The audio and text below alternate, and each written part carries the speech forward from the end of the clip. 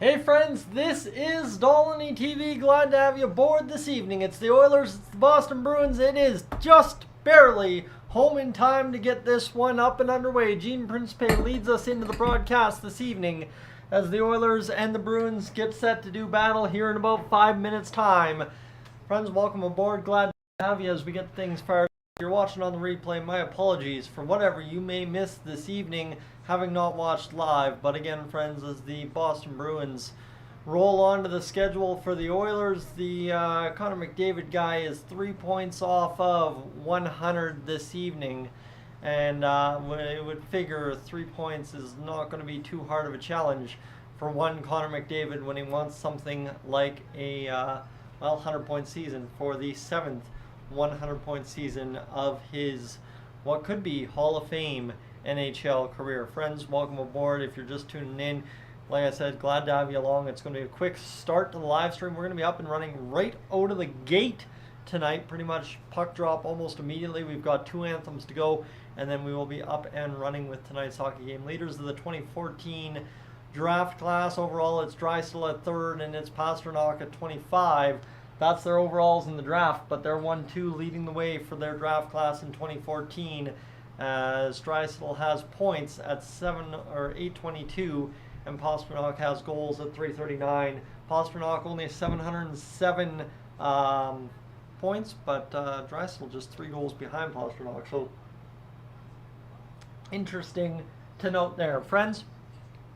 That's why we'll turn to the chat right now. Ace Avery, welcome aboard as we get things fired up for what could be win number 5 in a row if, and I tell you if, the Oilers have learnt lessons from the last time out against the Boston Bruins. A sloppy start, a disastrous defensive game ends up costing them, well, only a point, thankfully, because of their third periods and all, but tonight they got to be much better. They got to be on top of it, start to finish, especially at TD Garden in Boston this evening. So we'll see if the Oilers have learned, like I said, any lessons, and we are about to get things going here to see if the Oilers can get a game in, as Corey Perry's sporting the black eye out there, and you got a whole bunch of just visuals before this game gets up and underway this evening. Brady, can you watch the game here? Unfortunately not. You really should never be able to watch a game on YouTube because it is copyright material, and the people that do show games end up losing their channel almost immediately. Copyright's a big problem here on YouTube for sure. And Sam, you want to keep me sending what you see during the stream? Yeah, yes please, absolutely. Everything and anything they can send my way would be greatly appreciated. So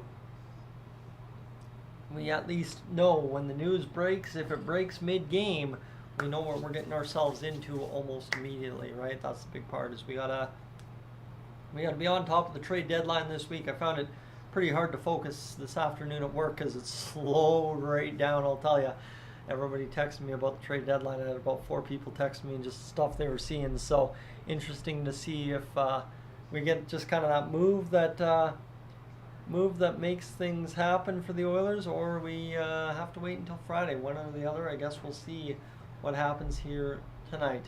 Tosti as well, and Jack, welcome aboard as we do indeed have the big bad Bruins against us tonight.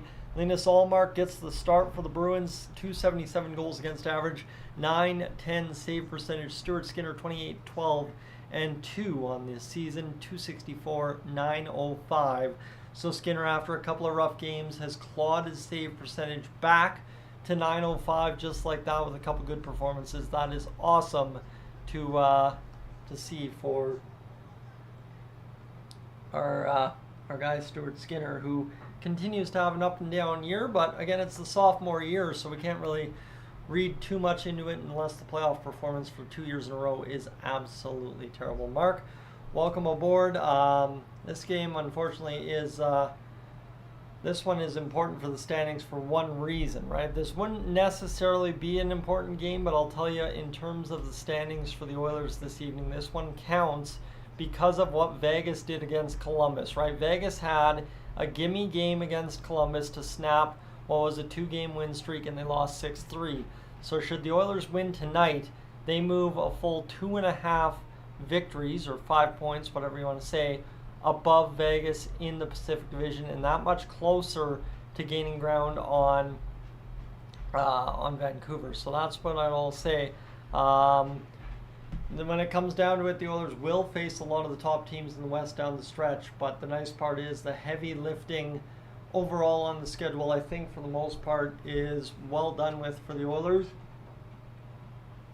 especially with this game being done against the Bruins and having our 2 set against them done for the season, our 2 set against Florida and Tampa done as well. So I think we're about to get to crunch time here for the Oilers, and thankfully we are well positioned to get into that whole conversation for lead in not only the division but the Pacific and the Western Conference as well. So we'll see what the Oilers can do here this evening. But yeah, definitely I do want to see the Oilers start stacking it up against Colorado down the stretch here. I think they play Colorado 3 times before the end of the season, and we did that math on the last live stream. So of course that's where we'll start measuring the sticks in terms of who's really going to come out of the West here for the Oilers and everybody else involved. So we got a whole bunch more faces in the chat here. Robin, welcome aboard. Tyson, welcome aboard. Alan and Robin, you're aboard as well. So we've got everybody along for the ride tonight, friends. We should be set up for a good hockey game. Star Spangled Banner just coming to an end at TD Garden in Boston here right now as the fans are singing along in the stands, and a lot of folks ready to support the Edmonton Oilers here tonight as well. The Oilers draw a pretty good crowd in Boston. We've seen that over the years. Obviously Boston's a pretty big city to get to for a lot of folks down east, so it's kind of where we'd shake that one up to, I think. And we are just about set for this hockey game to get underway here in a matter of moments. The Oilers and Bruins, well, ready to drop the puck here in just a few seconds. The Star Spangled Banner being driven for the over here this evening for the Bruins announcer as he goes out there and absolutely lights up the crowd with his rendition. And friends, we are set to get things going for the Edmonton Oilers and the Boston Bruins here this evening as Jack Michaels dons the microphone this evening on the Sportsnet telecast. And let's get this going here, friends. We are just about set to get things going with Stuart Skinner increase for the Edmonton Oilers tonight. Matthias Ekholm with the tap on the back, and we are ready to rock and roll as Stuart Skinner 28-13-2, net 264 goals against average and a .905 save percentage. So here we go. Let's go. Linus Ullmark 16-7-6 this year. It's weird. The Bruins have more extra time losses than regulation losses this year, so that is awesome for them, I guess, piling up the points even when losing. DeBrusk will start on the ice for the Bruins, who usually has a big game against the Oilers every time out. Face off at center ice here between Charlie Coyle and Connor McDavid. It's one back by Leon Draisaitl over to Matthias Ekholm. Bouchard fires it up off the tape of, I believe, Zach Hyman down low behind the net. Hyman's going to try and actuate to that puck in the middle of the ice. It bounced, and the Bruins will bounce off the far side bench boards, and the Oilers retain possession in their own end. The Oilers circling around in their own end. This is going to be Draisaitl throwing a hoper pass towards the benches. Nice little tip back into possession for the Oilers to Matthias Ekholm, over to Bouchard off the boards and into the Bruins zone with a touch. No icing call. Near side McAvoy.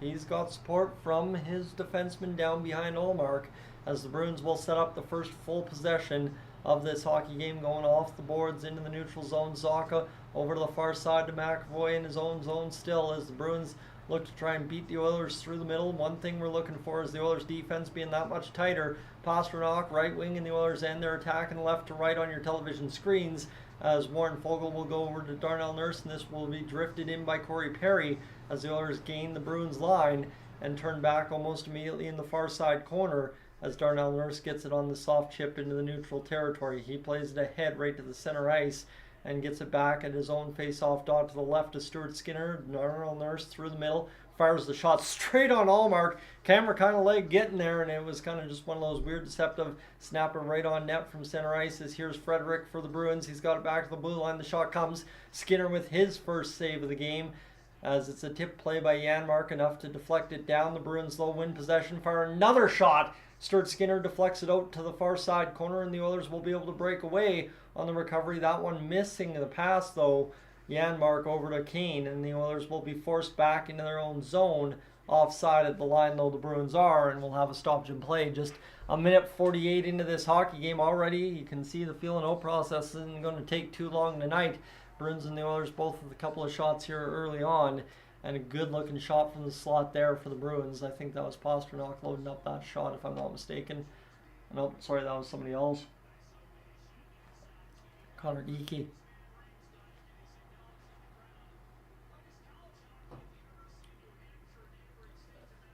As we will have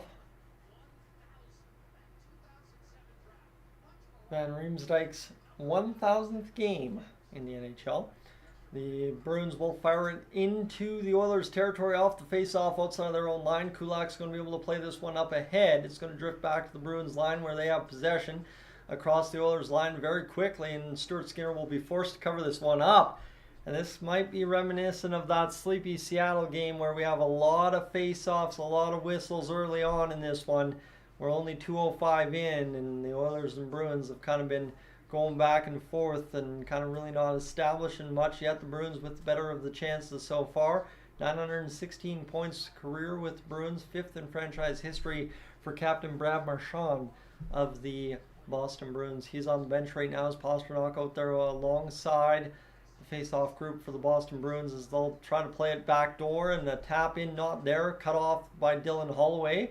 The Oilers defending along the near side corner, come up with it. Kulak is able to chip up alongside to Holloway. Holloway along the left wing into the Bruins zone. He's going to fire a shot off of somebody. Him and Derek Ryan collide. Ryan back in the Oilers lineup following an injury that kept him out of the game against the Pittsburgh Penguins. Connor Brown pestering is not able to turn over the puck there, and it will be drifted all the way back down into the Oilers' end. And just 32 seconds after the last whistle, we'll have another one here with 17:23 to go. So, Patrick, we could wish, hey? That would be a fantastic move, and the headlines would be amazing. So, 17:23 to go in this first period of play. 3-1 the shots for the Boston Bruins. 53-11-8 at home since the start of last season are the Bruins, but the Oilers have one of their defeats at home in the past year and a half, or I guess just about 2 years. Nice keep there by Ekholm. He's got it at the blue line. He'll fire down low to Zach Hyman, tapping along to Connor McDavid.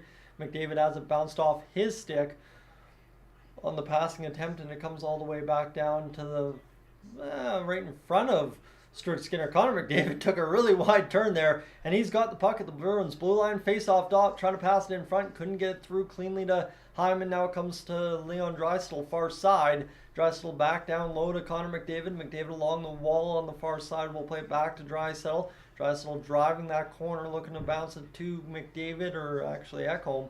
And it'll come back hustling. The Oilers have to defend the Bruins' odd man rush. Nicely well defended by the Oilers, and down low the Bruins have it. Marchand trying to pass it to the front of the net, can't do it.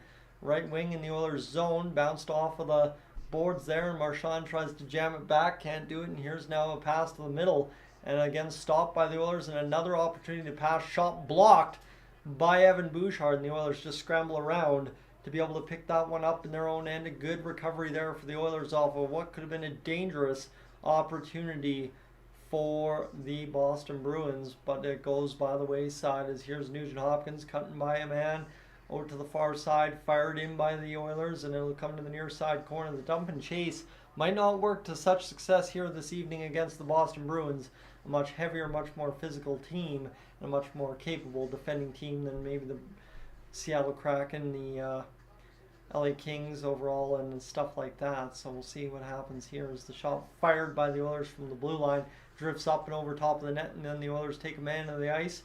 Isn't going to impede the play, so no penalty call there as the Bruins across the line make Desharnais miss on a big hit opportunity, and he will just jam it out along the wall with support from Darnell Nurse on a nice pass, and Matthias Ekholm able to guide it down in behind Linus Ullmark, and picked up now by Shattenkirk for the Bruins. We continue to go back and forth, and nothing really happening here so far for the Oilers and Bruins through the first 5 minutes of this hockey game. Point shot deflects towards the net off the point, but nothing substantial as the Bruins make a quick 1-2 passing play, and then Kulak bails himself out as the Bruins really played that one well in front of the net and then just could not find the handle to finish it. Kulak diving to both knees to block that one, and here's Kulak again retrieving the puck in his own zone as he fires it around the wall to the near side into the neutral zone, picked up at the blue line for the Bruins. Stumbling and bumbling here, don't have enough water in the system yet. Trust me, we'll get the mouth going here as the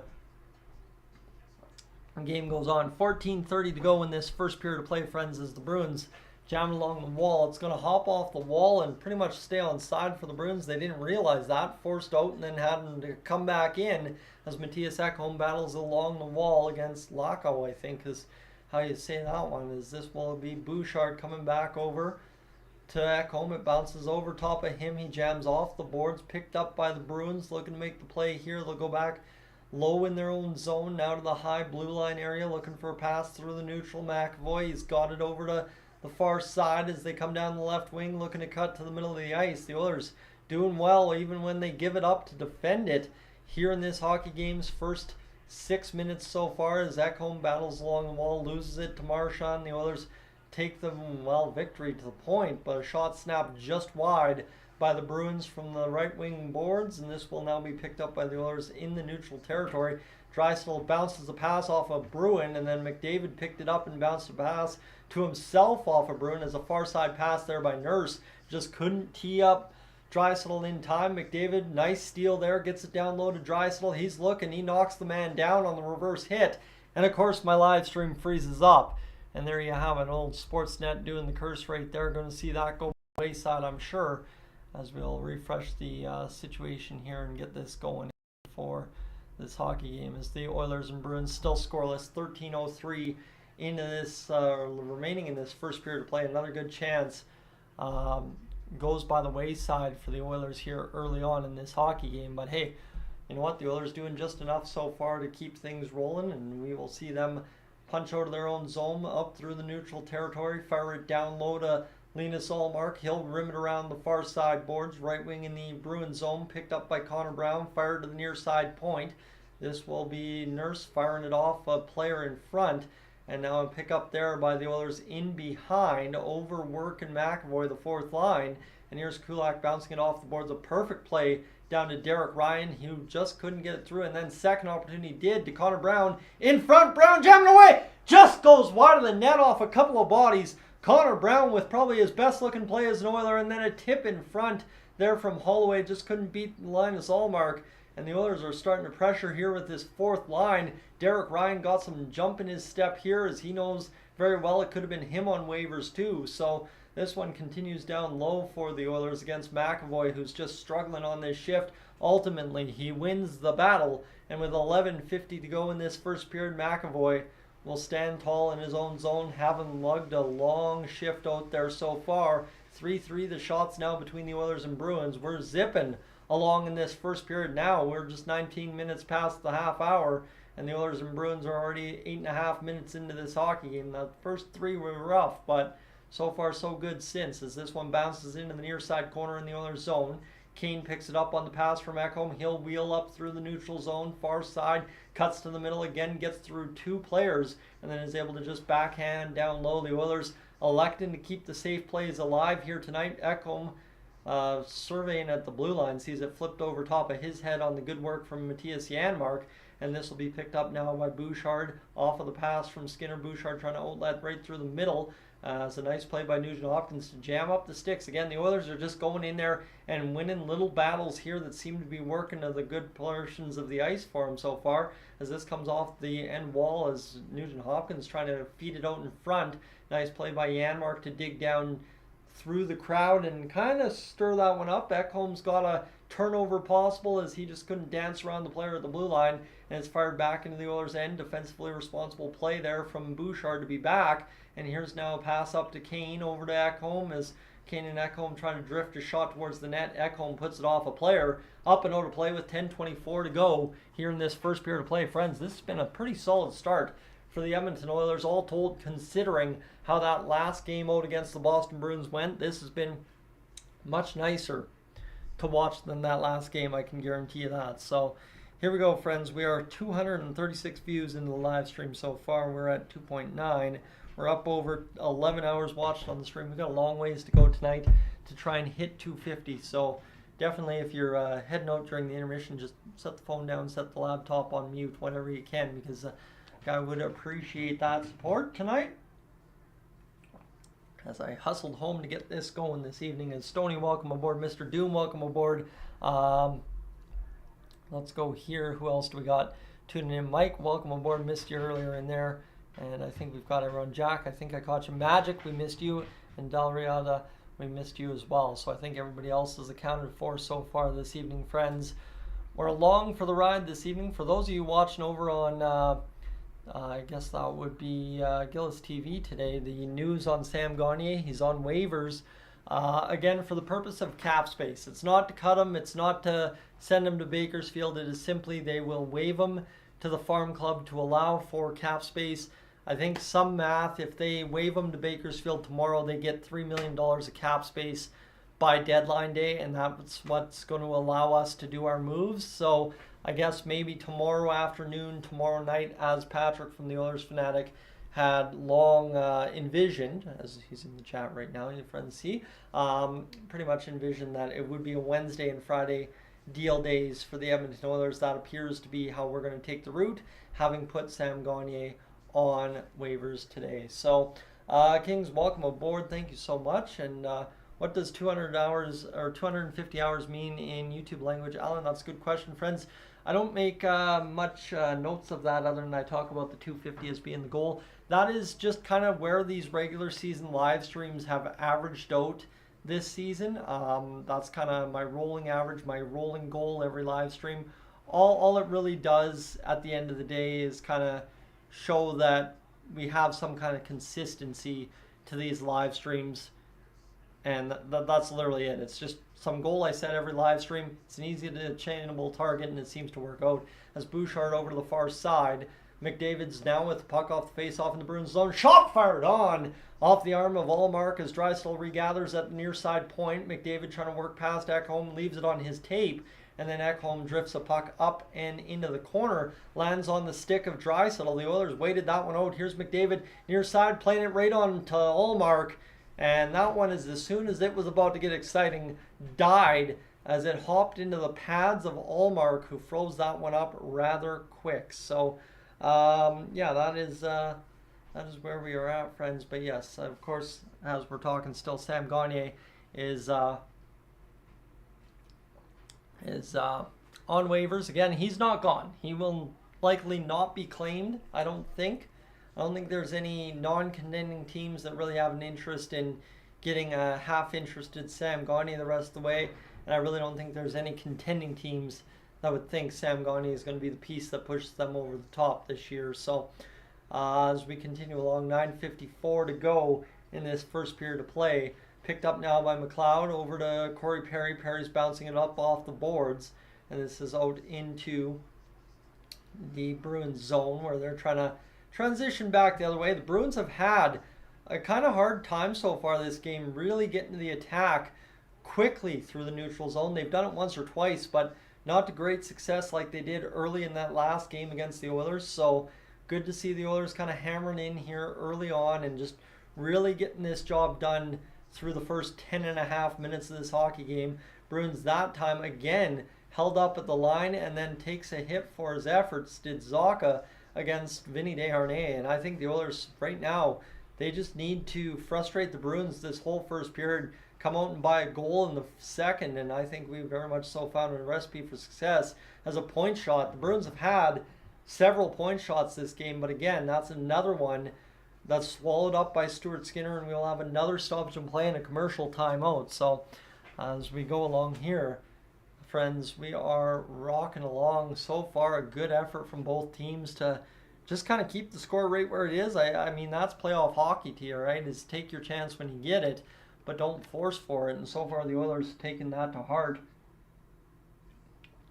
following a disappointing defensive effort last time out against the Boston Bruins, in which the Bruins exposed a lot of things about the Oilers, and I think that's going to get cleaned up here at the trade deadline if I'm guessing on anything. So we continue along, friends, into the live stream. I would just want to say, definitely I should go over to YouTube right now and pin up Gillis TV's channel there at the top. If you haven't already hit that subscribe button, I'd make sure to do that here for him sometime during this live stream, because my man is rolling here as of late, up to 658 subscribers now, thanks to a lot of you tuning in over there and hitting that subscribe button.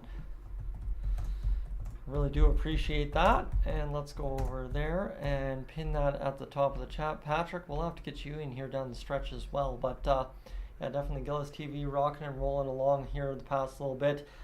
He had the news on the Sam Gagner move today.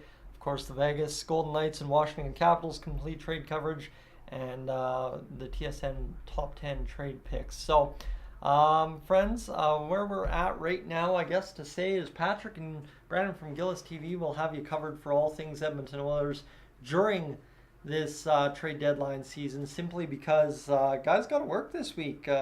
Just the way the holidays and the vacations are falling for some guys at work. I went to book the days, and then a couple of guys who had some out-of-country vacations kind of, oh yeah, wait, I'm going to Mexico, I'm going to Europe, whatever the case might be. And yeah, all of a sudden trade deadline day was no longer available to have off. So interesting to note from there. You will see a lot of car coverage from me that day, I can guarantee. If it's a quiet Friday, the boys will be pretty good with me going out there and doing whatever tidy bits of business I have to do. They kind of support me as much as we joke about it, and enough about it. They really do appreciate what we got going on here on Dolynny TV, and really do feel love from them when they come up with the videos in the afternoons, or talking about the videos in the afternoons when we're a little bit more quiet. As this one comes down low, there's really not much happening here. The Oilers are keeping the Bruins to the outside. Kulak, as I got distracted there. Down low, the Oilers are just keeping the Bruins to the outside wall. And there's Ceci burying his man from behind. No call. The official literally watching the play. Watched the Bruin crumple himself. And here comes Kane across the line, cutting and drifting. And Janmark just standing still. Forgot what he was doing. Kind of looks like me playing NHL video games all the time. Oh, yep, no, that's my bad. As here's Kulak in front of his own net. He's going to drift a pass right through the middle. A nice shot there by Janmark on the tip. 6-5 the shots with 8 minutes to go here in this first period of play. Janmark over to the far side looking for a shot. Couldn't get it from Connor Brown. Or yeah, that's Connor Brown. And this is going to be tapped by the Bruins as Bouchard just kind of beat to that puck. Just had to tap it back to the Bruins and then retreat. And the Oilers again keeping them along the wall, not giving them much room to work with. As wired around to the near side point, the Bruins are going to force the puck down deep again. And that does not seem to be a key to success here against the Oilers so far this evening for the Bruins. Although the Oilers kind of struggling to get this puck out with this fourth line shift. Chopping it up is Holloway and Brown, And they cannot seem to get this puck free. Brown will finally throw it in, and Brown's going to get involved with the Bruins bench here behind the play. And he kind of mixed it up there for a brief moment or two, and now Brown will throw a hit. Something he's been accused of not doing enough this season by multiple folks, and a nice play again along the wall by the Edmonton Oilers. Sorry, I'm just baffled by what I'm watching here, to be honest with you. McAvoy to the middle, shot fired, save made by Skinner, and the Oilers are able again fall into their butts to get the puck out of the zone, and just another workmanlike survive a shift by the fourth line. And I mean, I'm just absolutely mystified that this is the kind of effort we can see from the Oilers against a top team like the Boston Bruins. Yes, they're on the back half of a back-to-back, but this has been incredible so far. Here's McDavid creating a 3-on-2 with speed over to Draisaitl into his skates. Trailer shot, Nurse, rebound just wide. McDavid spins, Allmark the save. Stripped there by Draisaitl as the Bruins defenseman. He continues to make the play back to the blue line for Desharnais. The shot drifted through traffic, blocked in front. Low event play there for Desharnais and the Oilers, and it'll come back out into the neutral zone. But you are kidding me. This Oilers effort has not been fun so far, as Hyman along the wall, left wing, he works down low. Bruins defender spins off him. The Oilers flip into the middle of the ice. It's checked out to Pastrnak, who will come out down into the Oilers territory. Across the blue line, Kulak tied him up immediately. And again, the Oilers retrieve it and will flip out of the zone as McDavid plays down to Ceci, over to Kulak. The defensive pairings, again, first and third right defensemen are switched around. as Cody Cece's on the third pair, and Darnell Nurse has a new partner in Desharnais. Shot drifted in front of the net by the Oilers, up over top by Corey Perry on the last whack, and the Bruins able to come back the other way as the Oilers are getting some good chances here and now hold the shot edge in this hockey game. Just about 15 minutes in as Warren Foegele, through the first quarter of this hockey game, a quiet player himself, but this third line just got a pretty good chance moments ago, and the Bruins on the dump in are able to get it back out of the zone. Shattenkirk will dump this one in on Skinner. He just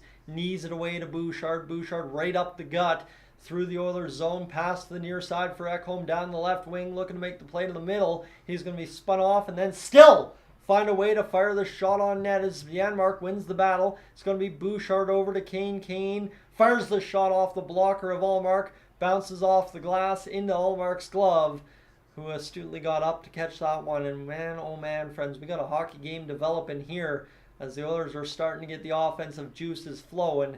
And that Darnell Nurse chance onto the backhand for Hyman, just wide, was one of the best looks so far, alongside that Corey Perry whack out of midair. So the Oilers definitely hanging tough with the Bruins. And here's the thing, I think Maximus, you're saying that the Bruins look fatigued. Well, yes, they're on the back half of the back-to-back, but we cannot say they look as awful as the Penguins did last game out. And the problem is, it is at the end of the day still the Bruins who are at the top of their game. So the Oilers to put in this effort so far, it's pretty impressive. Especially, like, if the Bruins were on a back half of a back-to-back after going into Calgary and they're in our building, maybe a different story. But you're at TD Garden, and I mean, no matter how badly down the Bruins are, they're 3 games in 4 nights technically. Even when they're badly down, they're not out at TD Garden. So I'm glad to see the Oilers pushing the pace here throughout the middle part of the first period, and now really starting to dictate it late in this first period. So we are rolling along, friends. Mike babbling. Yeah, no, I gotta focus on the game here. We're missing a good one every minute I waste talking about myself. But no, it's been a long day, and obviously, like I said, just a day where all of a sudden it's over and now it's hockey time, and the first moments to sit here and babble are on stream. So we'll relax and we'll enjoy ourselves during the intermission. But this one is rolling along so far, friends. We have just under 5 minutes to go in this first period to play. The Oilers, Nurse and Perry had 2 good chances, and again, that Connor McDavid 3-on-2 created with speed, and the play back to the point almost just generated something there for the Oilers beautifully. And then again, Draisaitl was stripped, and this one from McLeod over to Perry, and it was actually, I think, Foegele who whacked it up over top of the net. As I thought Foegele had been quiet, never mind, he got a good look on net there. And we will have the face-off down here in a brief moment for the Oilers, as Draisaitl will take it alongside Hyman and McDavid, as we'll have the face-off between Coyle and Draisaitl this time. 8-8 the shots on goal, 452. We got zeros in the column, 1 back to Nurse. He'll just dump it into the far side corner, right down for McDavid, who's got McAvoy draped all over him, and no penalty there somehow. Whether it be McDavid or McAvoy, I thought for sure one of those guys was going to take something, and out to play it is Stuart Skinner. He just holds position, allowing Desharnais to make the play with the puck, and they were talking about that on the pregame, just how important Desharnais' play with the puck is going to be when it comes to playing with Darnell Nurse, and of course playing in an elite role in the playoffs. Desharnais is a perfect shutdown defender, but if you can't make that pass, we're going to have trouble. As here's Draisaitl through the middle of the ice, right across the blue line. Great play by him. He's looking back to the blue line. The shot from Ekholm drifts through traffic, hits Ullmark, and now Darnell Nurse is trying to load up another shot. Down low it comes for Hyman in front. Flips it just wide of the far side corner, and that will go up and out of play. So,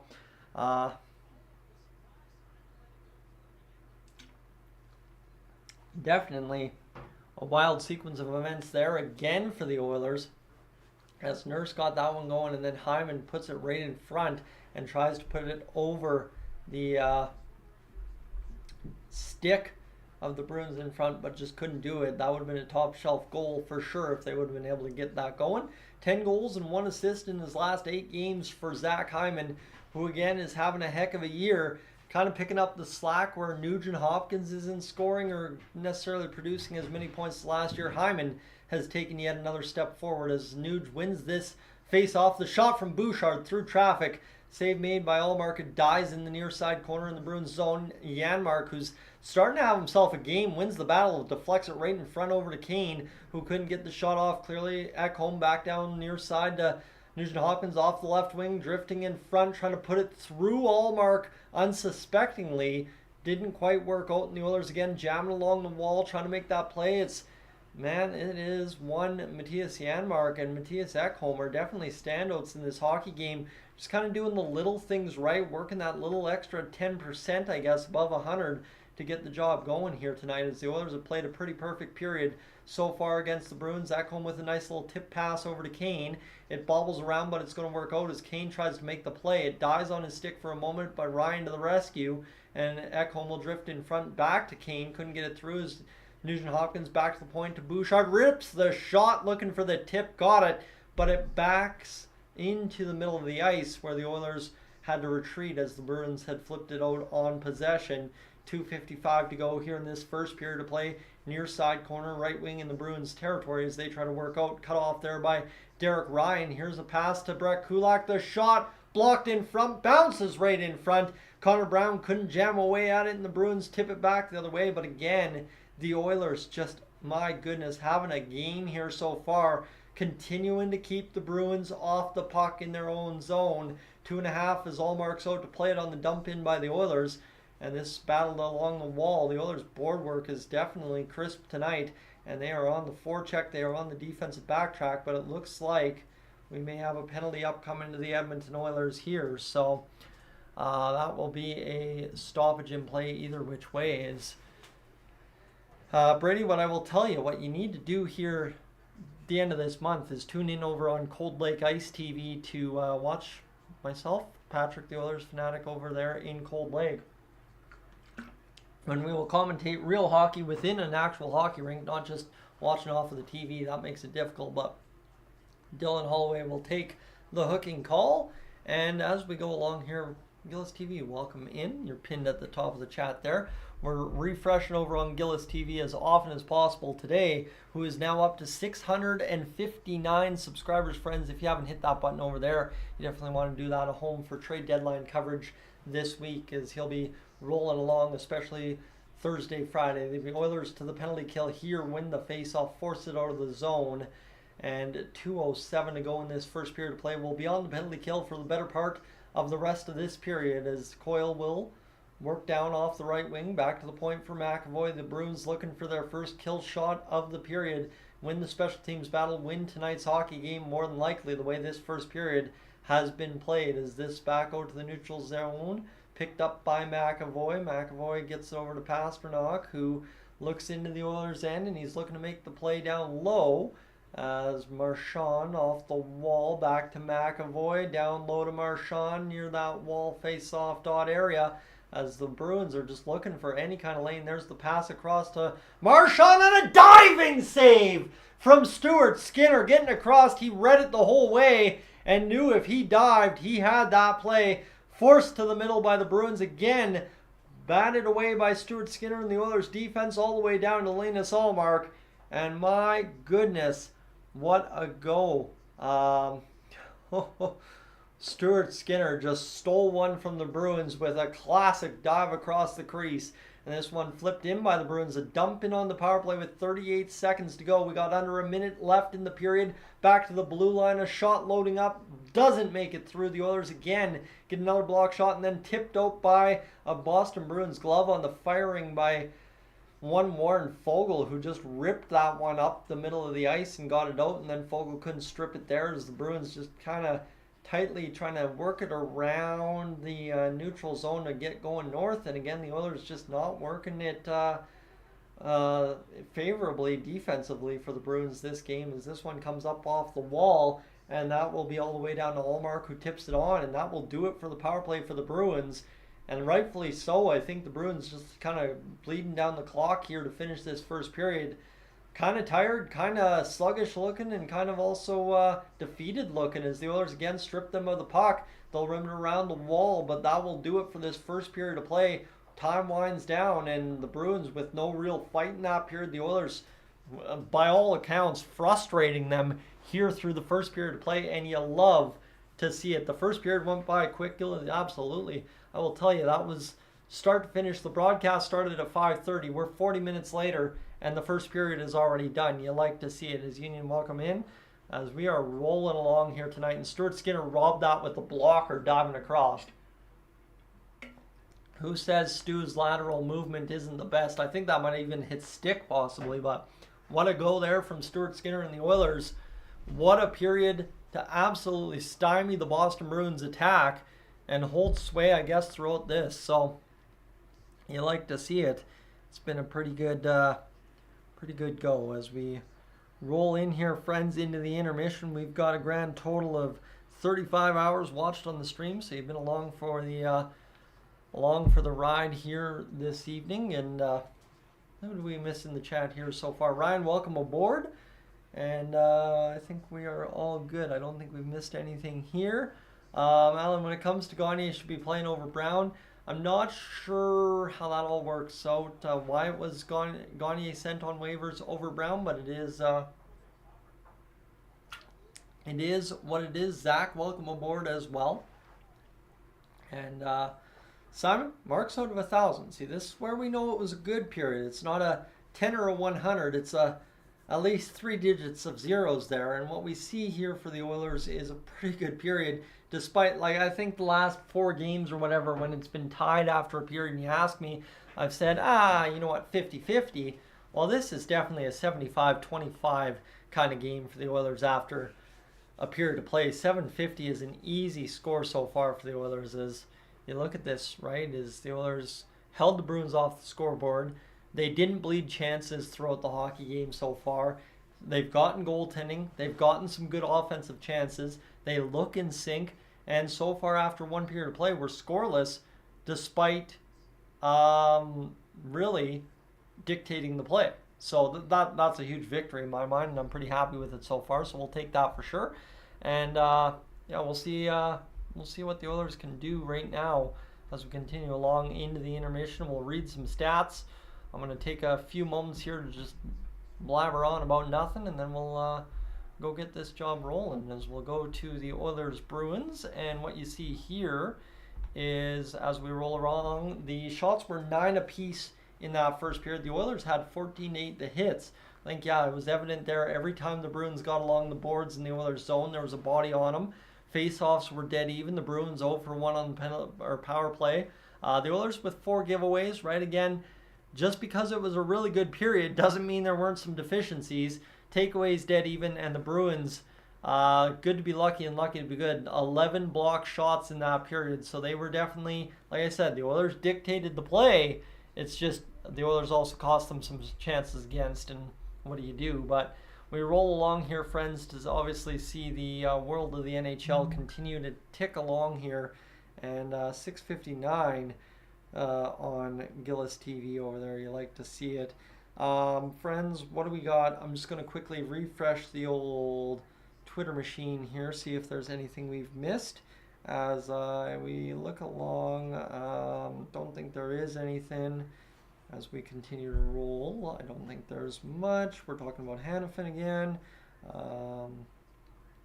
Yeah, I don't think there's anything else right now. As they've got the Golden Knights acquire Anthony Mantha. That was the last big move.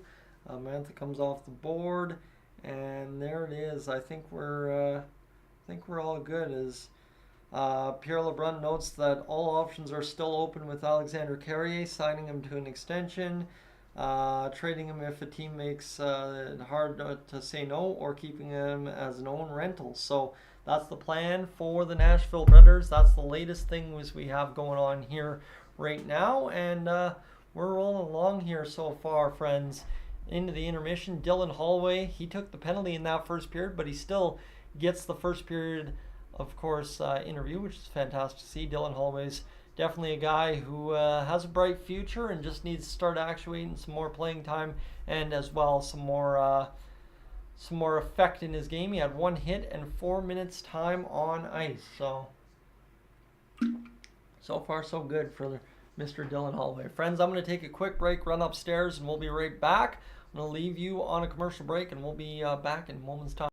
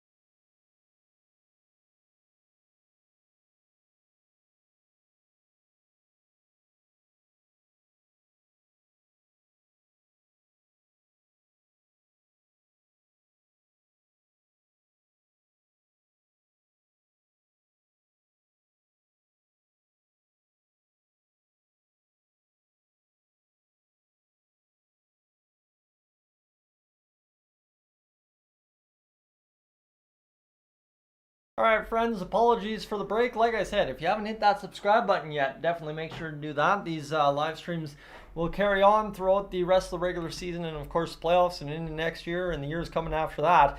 I promise you that. But welcome aboard this evening if you're just tuning in. I know a lot of you are starting to dip out here for the intermission just to get caught up, but that is along for the ride here this evening as it is, Alan, that was fantastic. You got the new Meow Mix commercial in the Globetrotters. You like to see it. As we are rolling along, friends, that is something that I am going to have to mix back in a little bit more here as the playoffs go along. Obviously, when you got a big audience, you do have to capitalize on a couple of things. And definitely, you see the effects of the playoff live streams last year, upgrading the camera, grabbed a streaming device that I needed, and obviously too we've kind of made some changes. The biggest thing we saw from the playoffs here, and I've said it a lot, and I feel like the 49 of you that are aboard right now, I'd say at least 75% of you know where I'm going with this conversation, is for a lot of you new to the channel tonight, you might not know what the story with this jersey is here. You might think, oh, that's my beer league hockey jersey or whatever. This is actually, you can kind of see here if you're seeing it on the camera clearly enough. It's a jersey I sponsored for a U13 squad down here in my local area. And basically that came out of a challenge from one of the kids on the team, or that knew he was going to be on the team this year. Basically at the start of the playoffs, he said, if you have a good playoffs, definitely sponsor my team. And it's something I've wanted to do for years. I've been kind of playing around with some different ideas, and the playoffs went really, really well, and then just kind of a combination of not doing much over the course of the summer and saving a bunch of money just kind of came together to, you know what, I've got it. Obviously, I am where I am in life right now. Let's go for it. Let's see what we can do, and that's where it came together. And of course, that, as much as I can say it was all on me, it's a lot on you guys back home watching and hanging out with me and coming back every live stream. So again, it's something that is now over this season for those kids, but I'm pretty excited that we got to do that, and that we got to do quite an impact here in the Alberta community, right? Anytime we get a chance to, because of watching hockey together, impact the actual hockey community is pretty special. So awesome. Yeah, we're rolling along here, friends, into the intermission. We'll get to the chat right now. So where are we at? Mr. Doom, everybody's greeting Union Berlin from Germany this evening. I figured that was where we were going from there along, as we continue into, apparently Stauffer said, entire Oilers Condors staff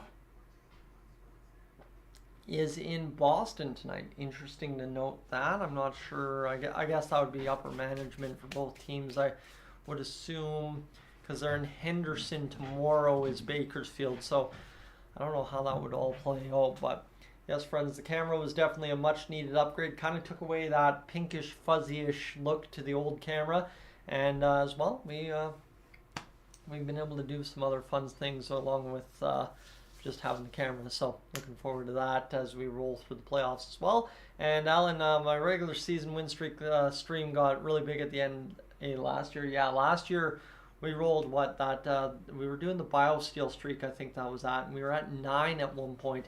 Every day I drank BioSteel and streamed, we got up to 9 wins in a row, and I think it extended out to about 11 wins or 11 games without a regulation loss or something like that.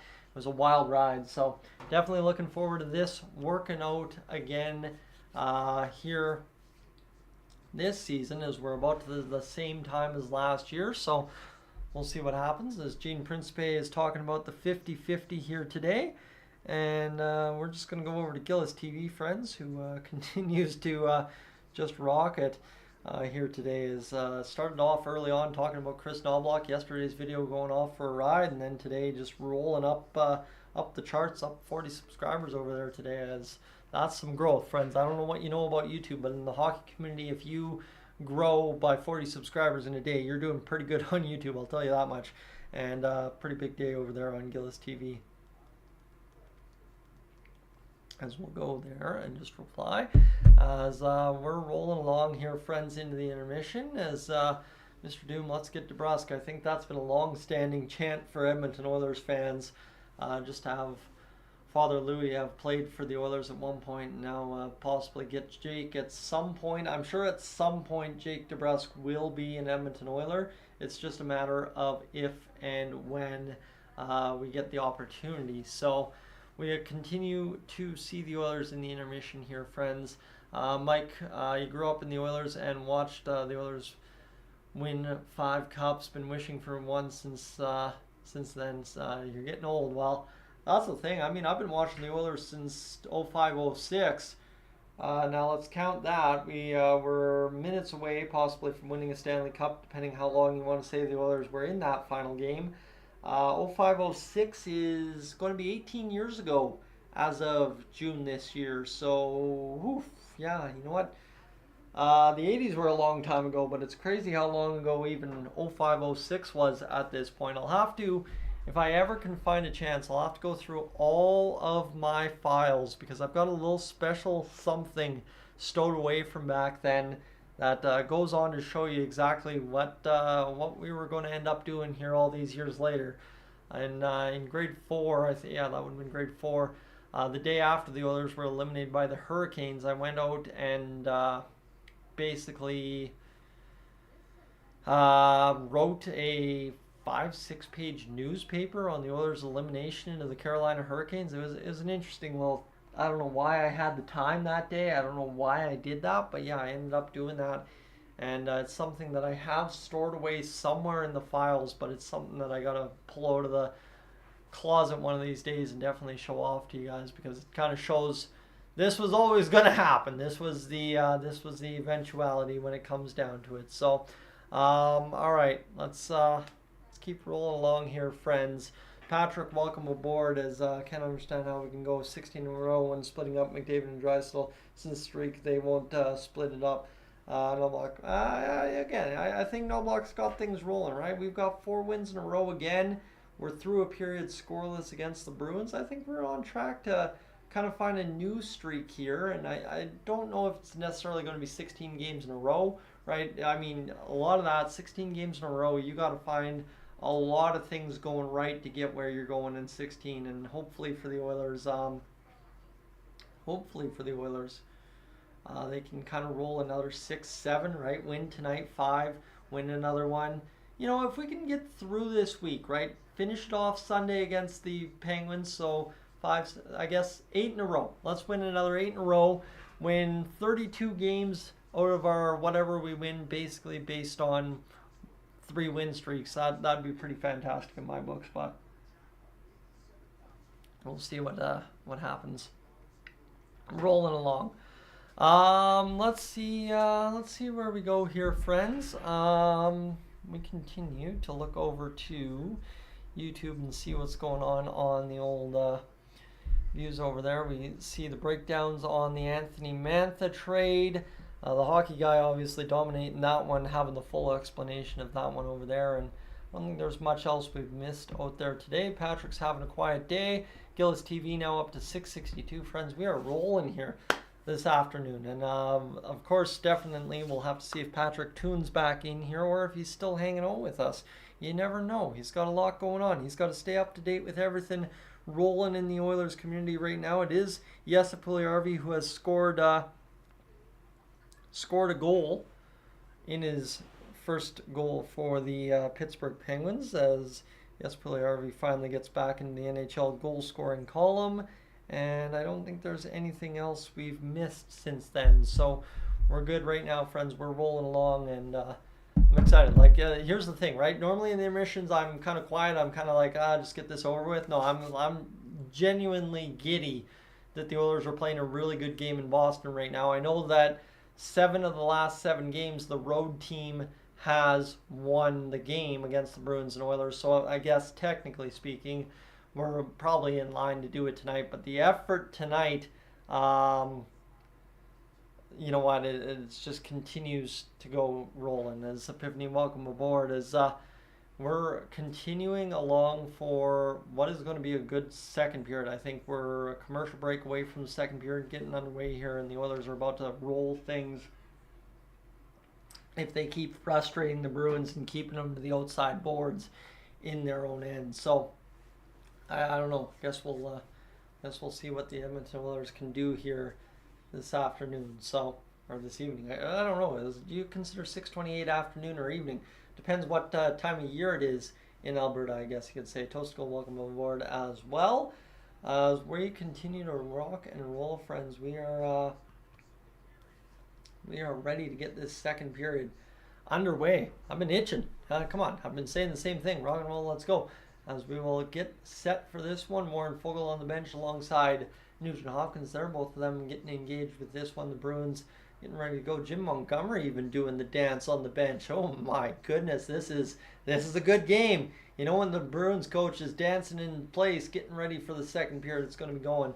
So here we go. Face off between McDavid and Coyle. We're about set for the second period. One back by McDavid again. This time over to Leon Draisaitl. He'll lumber up the right wing, get down deep into the corner, poke it ahead. McDavid picks up in the far side, and it's going to be shot towards the net. Hyman can't find the handle. McAvoy gets it going back the other way for DeBrusk. He'll fire off the far side wall. Picked up by Coyle. Batted near side corner back to DeBrusk. He goes right in front. Shot off the side arm of Stuart Skinner. And the Bruins will get it back to the point. They'll drift down low. The Oilers, though, again, bat it off their stick and get it out to the center ice area. And it's a nice couple of pokes there by the Bruins defense that is able to get it free. Grzelcyk had just done enough to poke it over to McAvoy.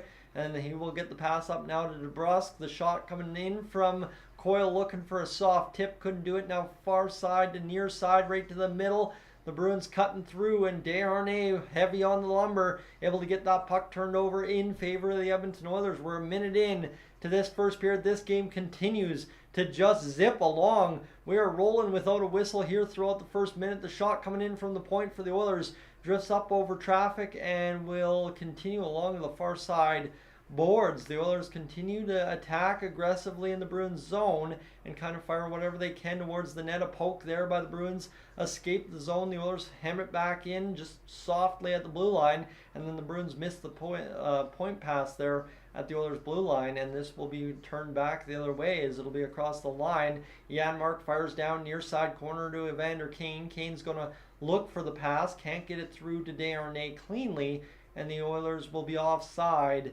at the Bruins blue line. We're a minute 39 into this second period of play, and just like that, we're up and rolling. Like this is how fast and hard this game's going. We're 9-9 shots apiece for each team, 0-0 the score, and we pretty much came back from commercial break, dropped the puck, and giddy up. We for a minute 39 there of good action. So let's keep this rolling, as this will be a face-off loss for the Oilers that turns into a face-off win. Connor Brown gets it down to Dylan Holloway. Short side shot goes just wide of the net. Short side, I know, as this one is Holloway working along the wall, looking to make the play from the Bruins. Again, the Oilers just heavy on the boards at both ends of the ice here in this hockey game. Another presence play there by Ceci to just bear down and lean down on his man. Derek Ryan is battling there. There's a Bruin that's lost his stick, trying to regather it while also leaning on Derek Ryan was one Pastrnak, and I think it was as well Shattenkirk mixed in there, but it is the Oilers taking a tripping call against Pastrnak. Derek Ryan will go to the box, so the Oilers' fourth line guilty of 2 penalties early on in this hockey game. I guess if you want one thing to complain about here so far, it's the Oilers' fourth line taking 2 penalties in the first 25 minutes. But Derek Ryan, a good just battle down low. You know what? At the end of the day, you do end up getting tangled up sometimes. And it's not a frustration penalty. It's just a hard-nosed, hard-effort penalty there from Derek Ryan, trying to bear down and win a battle against some good players for the Boston Bruins. Now the Oilers' penalty kill, though, has to get to work. And that's a question, because now you've got a missing man on the penalty kill for the Oilers in Derek Ryan, as it's a far side pass for the Bruins. Near side over to Pastrnak. Shot blocked by Desharnais. Possession regathered by the Bruins. Far side shot denied by Stuart Skinner, and the Edmonton Oilers continue to get in shooting lanes, and Stuart Skinner continues to be able to make the saves as McAvoy at the high point, back over to Pastrnak. Near side shot drifts up over top of the net. And as Darnell Nurse looks to make that play along Coyle, can't do it, and this is now McAvoy back down, far side boards, back to McAvoy, high point. He's looking to make the play over to the far side boards. Shot drifts down low to the goal line, far side corner. Bruins continue to roll around. Here's McAvoy at the near side high point. He goes back to Marchand, far side, cut off in the middle as Nugent Hopkins just lulled them to sleep. And you like to see that good penalty killing effort for 37 to 47 seconds there for the Oilers. And we have the stream freezing up again. The Bruins getting to the attack here. And we're still frozen on the stream for some reason this evening. So give me a moment. We'll refresh one more time, and that usually clears it up.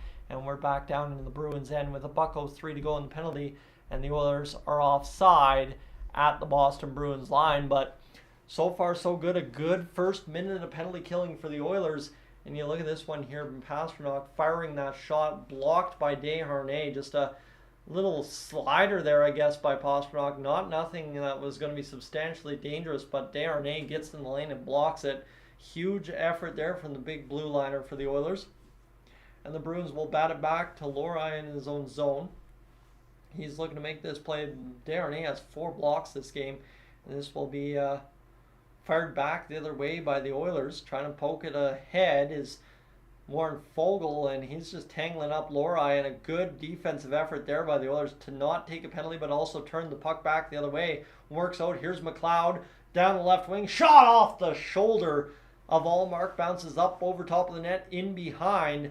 The Bruins continue to get stymied here by the Oilers early on in this hockey game. We've got about 5 minutes to go to the midway point. Actually 6 minutes to be technically correct, as Ekholm's going to bat along the wall. Connor Brown out there with 18 seconds to go on the penalty kill. Drifts up and he'll just fire across center right into Ullmark. Ullmark's going to play that puck, and then he still plays it, and Brown's going to draw a crowd here poking at Ullmark. Brown knew Ullmark was playing that puck. He still did after Brown poked at it.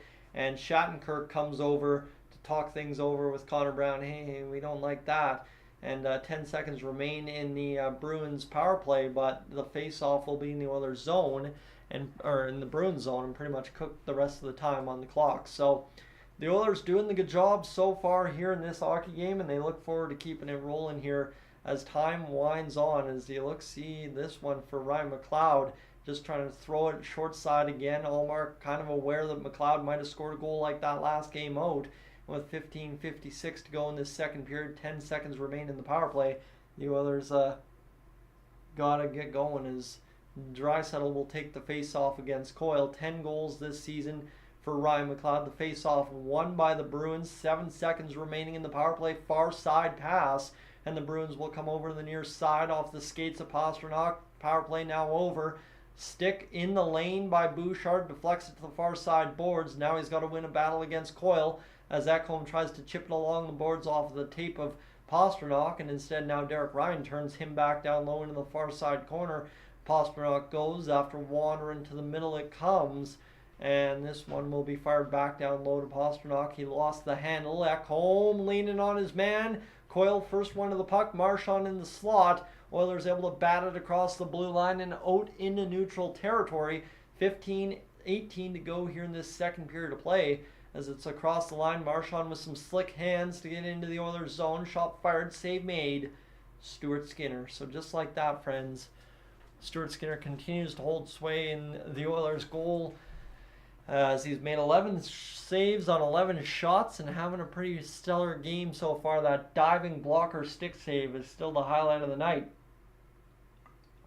It might just be the highlight of the season so far for Stuart Skinner, who continues to turn in highlight after highlight goals this season. 3-game winning streak in Boston. Last loss was October 11th, 2018 for the Oilers. They've been pretty good in Boston the last few years.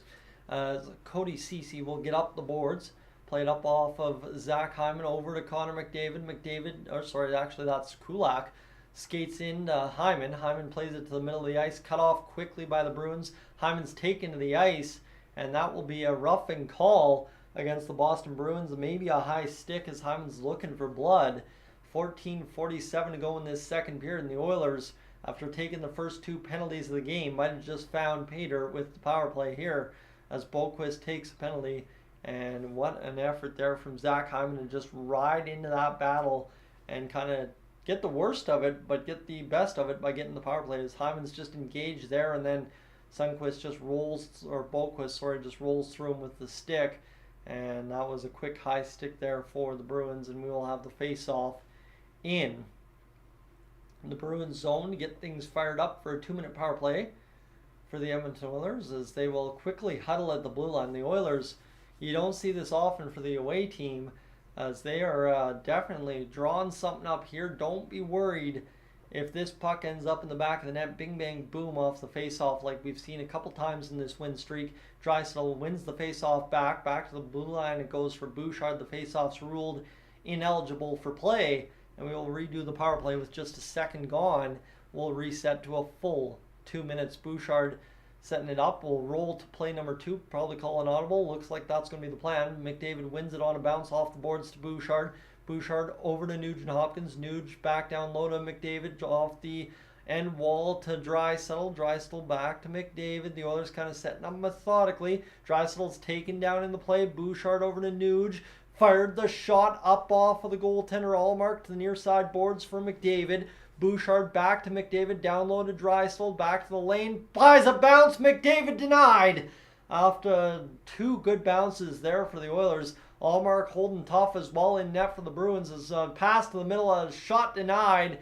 McDavid sees it cleared alongside the far side wall, and this one will go now for Bouchard with $1:17 to go in this first power play for the Edmonton Oilers. Across the line for Bouchard over to Draisaitl. Draisaitl firing a shot towards the net. Just kind of meandered in behind. Back to the high point. It comes to McDavid over to Bouchard at the very high point, walking the blue line. Shot fired, looking for the tip from Hyman. Couldn't get it. Hyman wins the battle, and it's flipped out into the benches by the Boston Bruins. Just enough to stay there and not allow the Bruins a quick clear.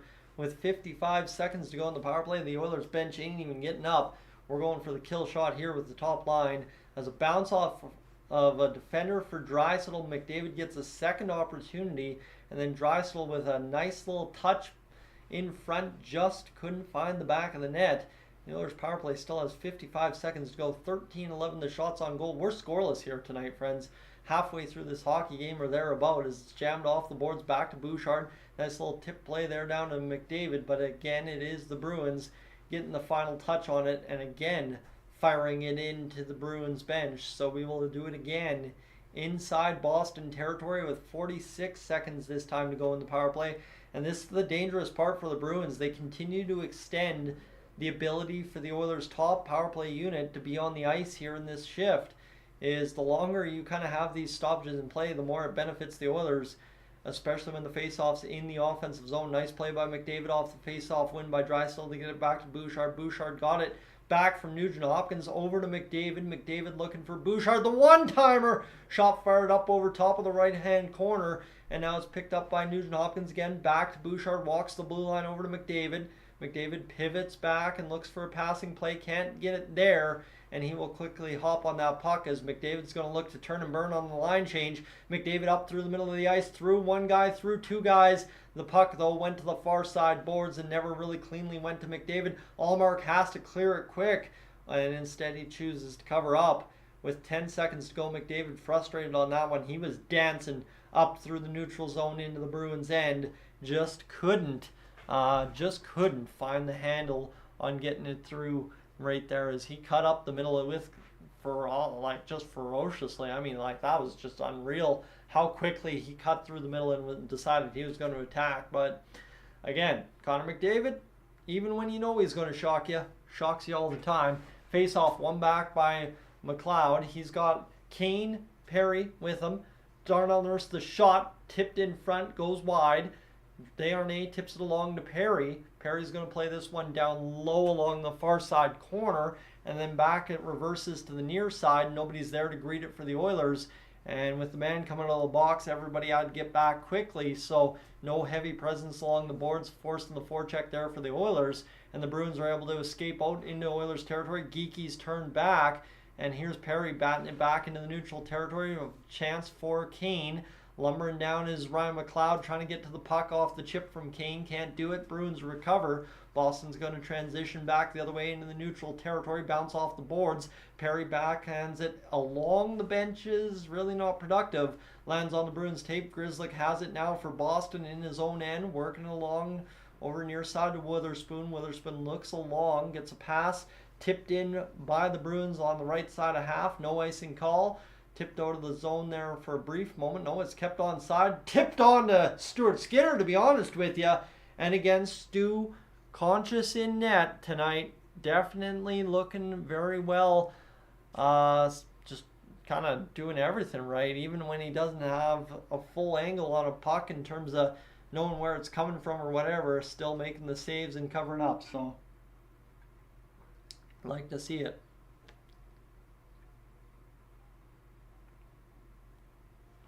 Oh, all right, friends. Where are we at here on all things considered after, well, now half a hockey game gone by? Pretty crazy to think this Edmonton Oilers game is already half done, but it is. It's only 6:44 in the evening. We got a whole night ahead of us, and Gillis TV, if you're still in the chat, hey, get the boys ready. We're going to rip some chill tonight, I'll tell you that much. Jenko, I would say Stu is hot tonight. I'd say Stu has been hot. The goaltending's been hot over the course of this 4-game win streak. The only problem we got to be aware of tonight is we have yet to score a goal against Linus Ullmark, who, in his own right, is stealing a hockey game so far for the Bruins. The Oilers have had some pretty good looks, and we've still been unable to solve them. So we'll see kind of who wins this goaltending battle, but it's definitely going to be interesting to see the Oilers go toe-to-toe the rest of the way home in the back half against the Boston Bruins. Oilers looking like they did pre-All-Star game, patient, comfortable in a 0-0 game. That from Mark Spector, not forcing offense, ready to play 0-0 or 1-1 hockey into the third period. Calm in a scoreless game has not always described this team. That much is true, but the Oilers doing their thing so far in this hockey game. So things are rolling for this one, as I think we'll see the Oilers sit Connor McDavid for the next little bit here in this period, as he's out there signing a whole bunch of stuff in Boston. Not much, he's going to have to do during practice and stuff in Edmonton, because the Bruins fans and of course the NHL fans and the Oilers fans in Boston, they all want him. It's a big thing. Connor McDavid's a huge attraction across the NHL, across every city, and he continues to prove that with every clip we see, just like we did on the telecast here. Connor McDavid, so far in this hockey game, only has 9.5 minutes of ice time. That includes a full, almost 2-minute power play. So you got to think about that. All told, Connor McDavid might have a quiet night here, and the Oilers could find a way to squeak out 2-1. Face-off won by the Oilers, escaped out into the neutral territory, fired back in by the Bruins. The Oilers flip up on that puck, and it's going to be along the far side wall. Dreisaitl's kind of got his man tied up. Again, the Oilers just frustrating the Bruins by stapling them into the boards and pinning them there, as this one's fired in, quickly played down low to one Ryan McLeod, as we've got that former line out there for the Oilers for a brief moment. Draisaitl was on the ice for a second or two, or maybe that was Kulak along the wall. Maybe I'm just confused. You just never know. As this one comes back to the near side for Cody Ceci, as Ceci bats it along the wall. Tipped in by the Oilers, and this will be the Bruins looking to make the play out.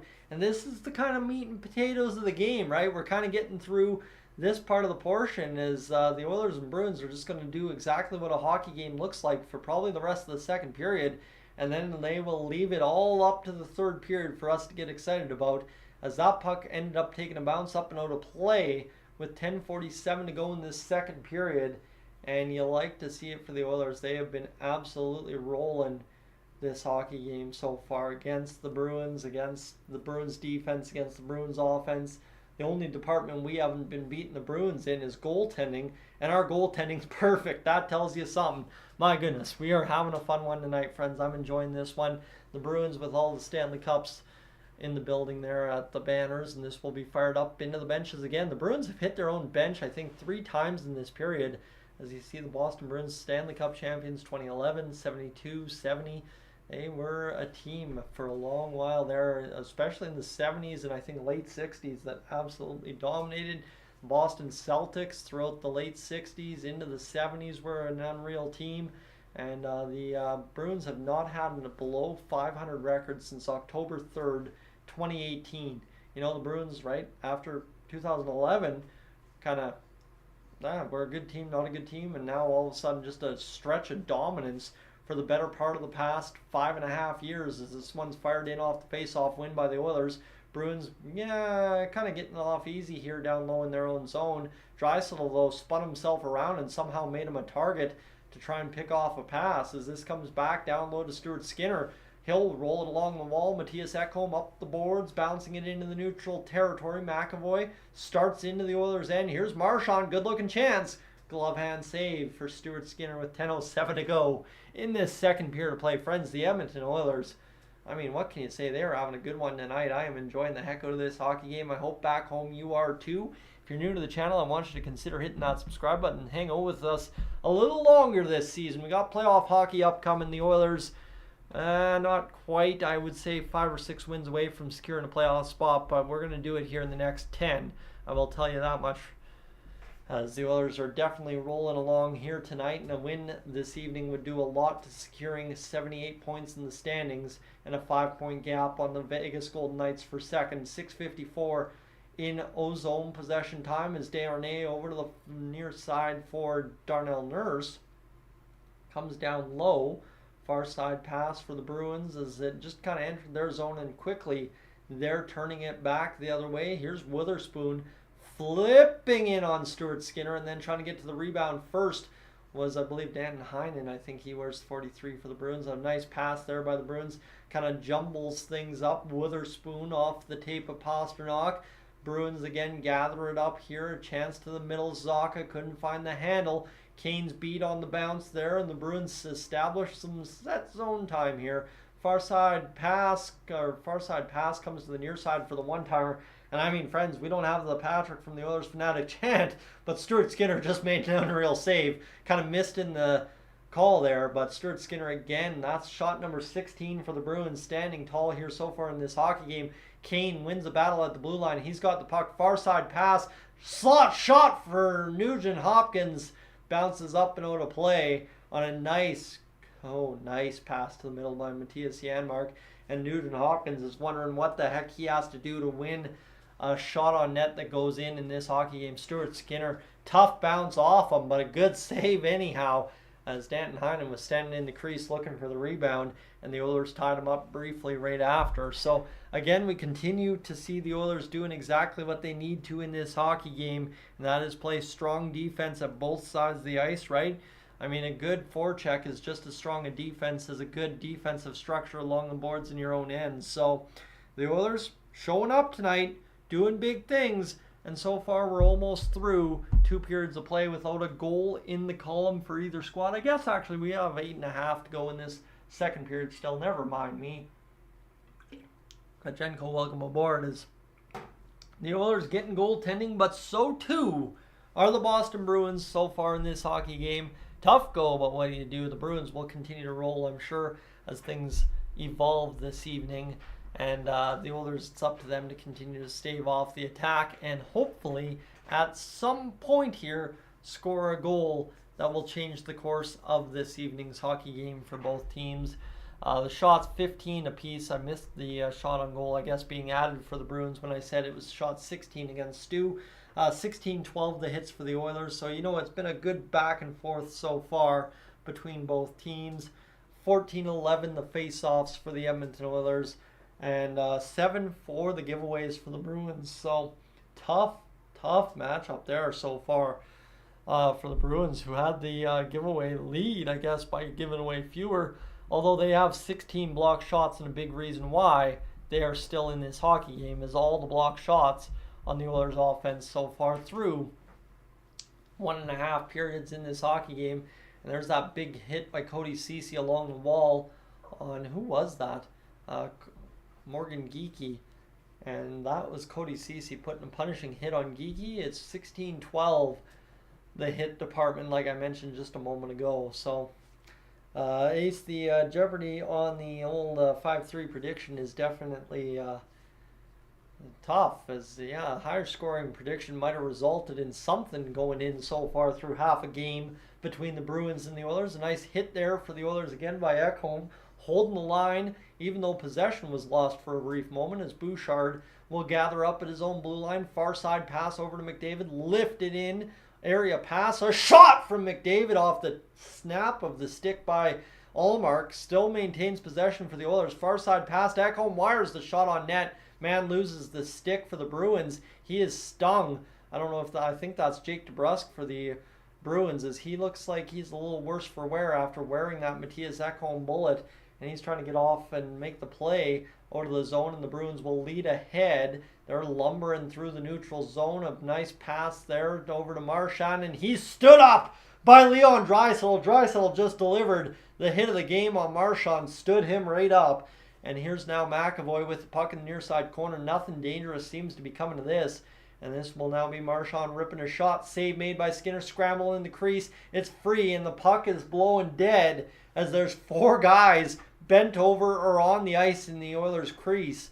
And a lucky, fortunate play there for the Oilers, who Stuart Skinner had leaped that puck out to the near side.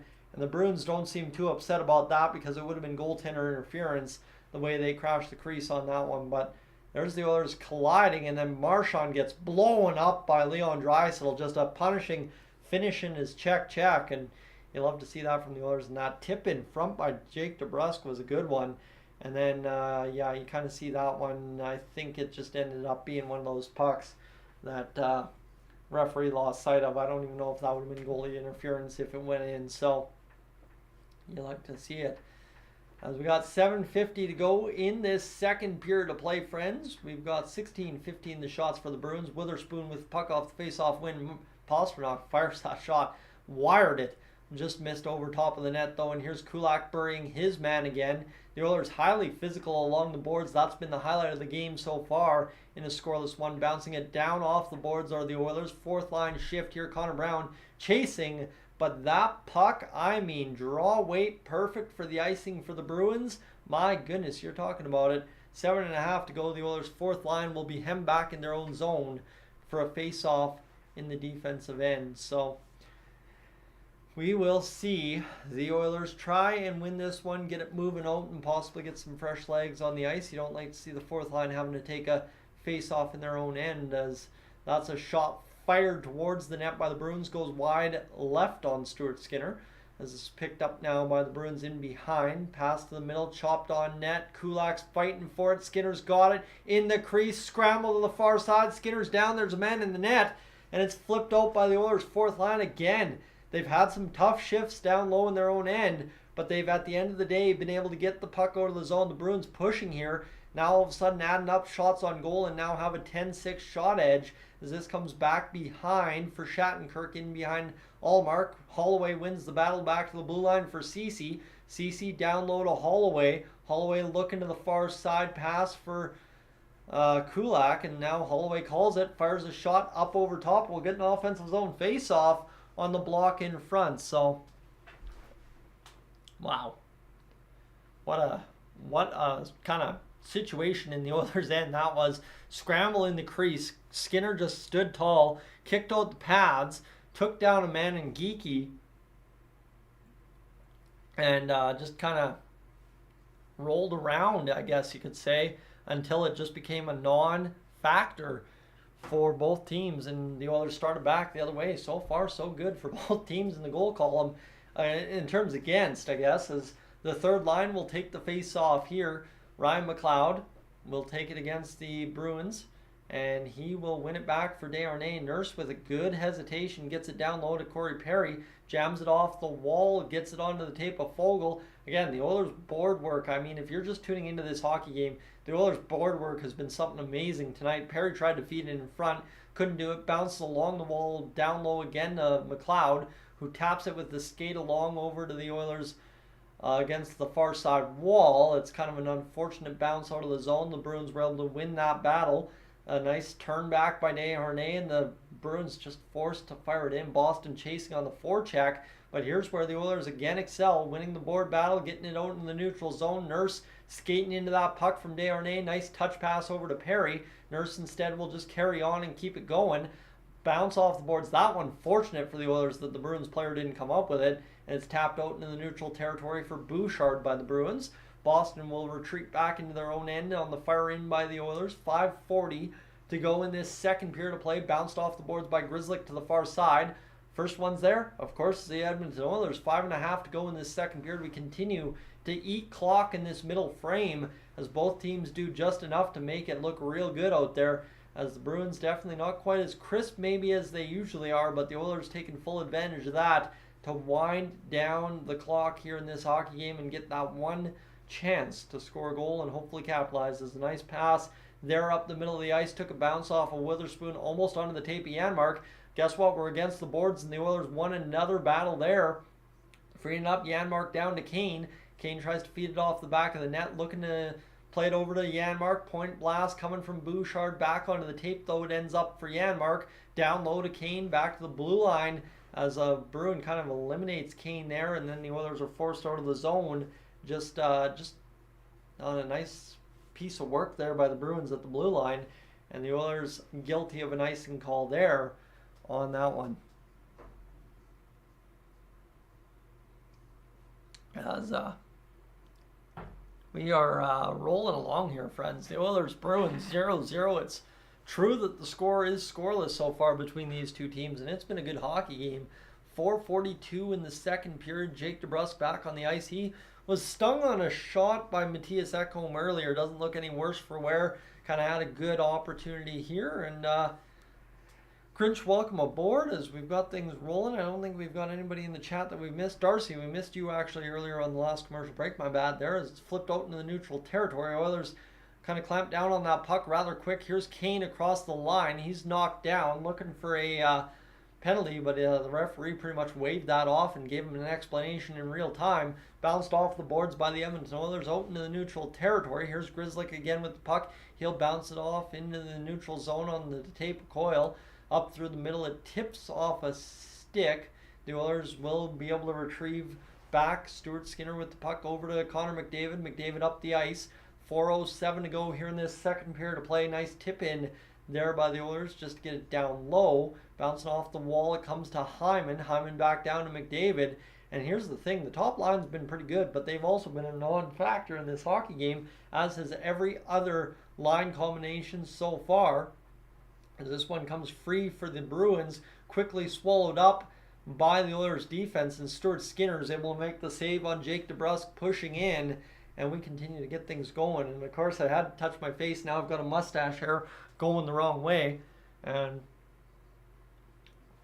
Jake DeBrusk gets probably the best look so far this hockey game for the Boston Bruins, busting and bearing on down on Stuart Skinner. So this one continues to be an interesting go thus far, and we'll see if the Oilers can kind of keep it rolling as this game goes into the third period here in a few matter of moments. But friends, welcome aboard. If you're just tuning in, thanks for being aboard here on Dolynny TV. If you're not already subscribed, I would encourage you to do that tonight. We are moving towards the NHL playoffs, and I'd love to have you aboard for obviously the first round, second round, third round, Stanley Cup final, however far the Oilers go. I want to see you aboard for it.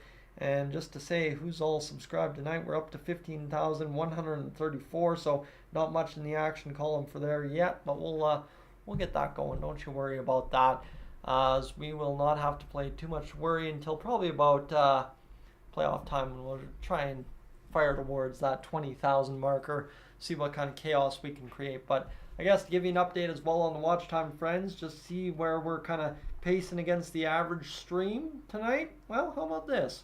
11:25 divided by 60, we're at 97 hours on the stream, 97 and a half in fact. So we are behind pace rather substantially compared to normal, but we've still got the rest of this first period to go. Friends are just joining in droves right now, up to 111 of you watching back home. Thanks for being aboard on Dolynny TV tonight.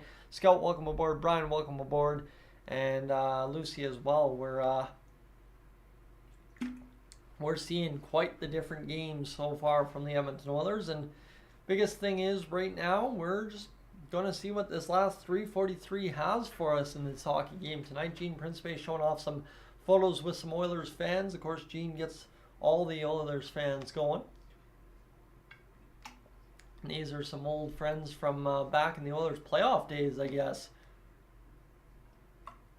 Interesting to see there.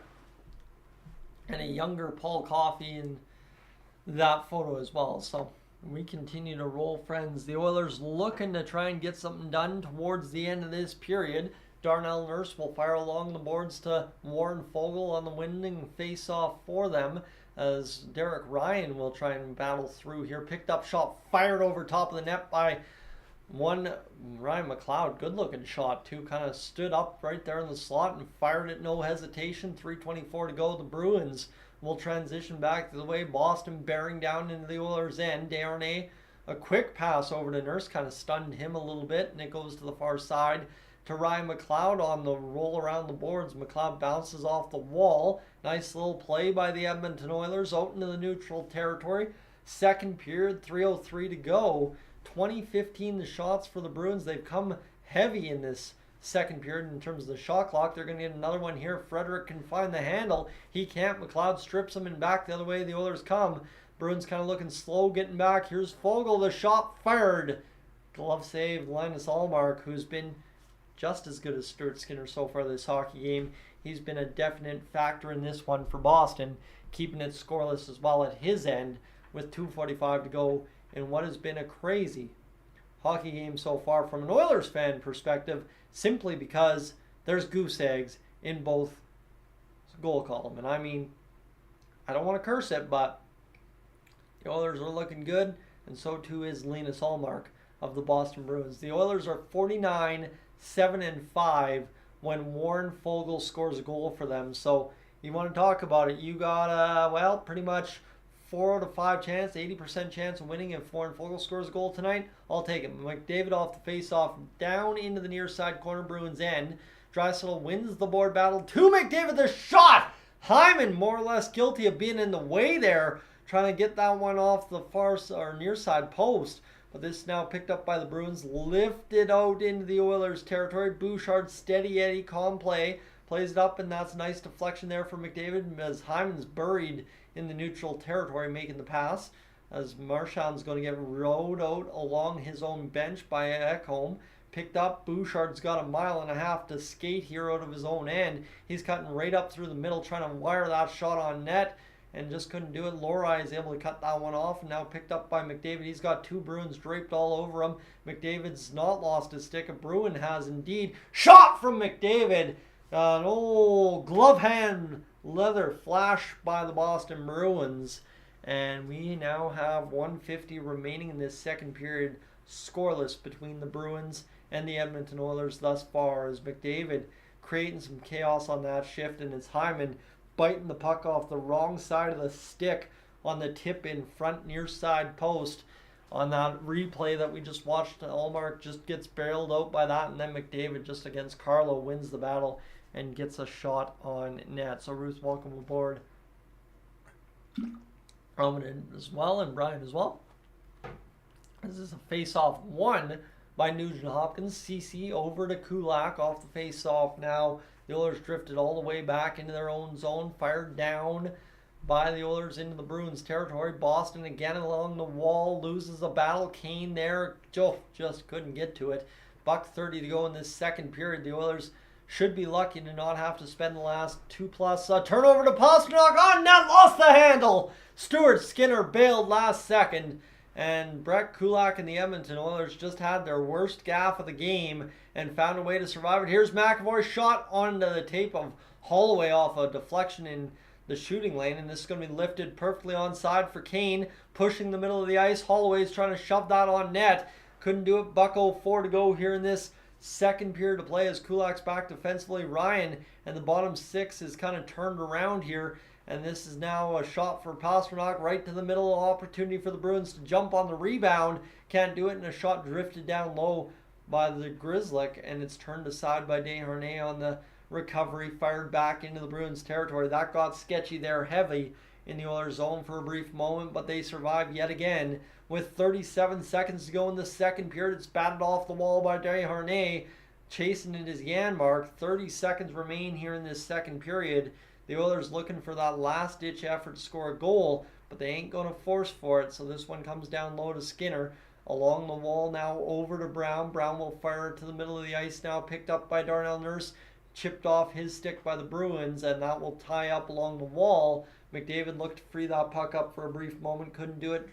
And in support, the Bruins are kind of going to lose that battle, trying to go north. And it will be time expiring on the clock for the Oilers and Bruins after 2 periods of play, and the Oilers kind of mixing it up here right in front of their own bench with the Bruins player, but it looks like everything will come to an end here And this is some good hockey. Hey, now I can agree with that. A pretty good, solid second period for the Oilers. A turnover there by Kane and a good defensive recovery just to keep pressure on Pastrnak. Watch this as Kane just kind of lays the stick in there last second. Good lift. And Stuart Skinner gets bailed out as he is sprawled. He probably had the save, but still you don't want to be tested in that situation. And the Oilers lucky to survive 2 periods of play there right at the end with a 0-0 score against the Boston Bruins. Now you got to be good enough to win in the third period. 21-17 the shots after 2 periods of play for the Bruins. 21 saves for Stuart Skinner after 2. 24-21 the shots, the hits for the Oilers. 18-14 the face-off advantage for the Oilers. 0 for 1 on the power play, 0 for 2 the Bruins. And the giveaways 10-4 for Boston. That will be updated 10-5 for Boston. 4-2 the takeaways for Boston, and 18-9 the block shots. Boston getting in front of everything, and that is the only point of frustration for the Oilers tonight. They're winning every other battle except for the shots on goal because of the block shots in front. Friends, I will be right back. I'm going to go refill the water bottle. We'll recap that second period, blabber on about nothing for intermission, and we'll get back to it. So thanks for being aboard. Thanks for hanging out. Stay tuned. Put the phone down, go grab a snack. I'll be back, you'll be back, and we'll get this intermission up and underway soon.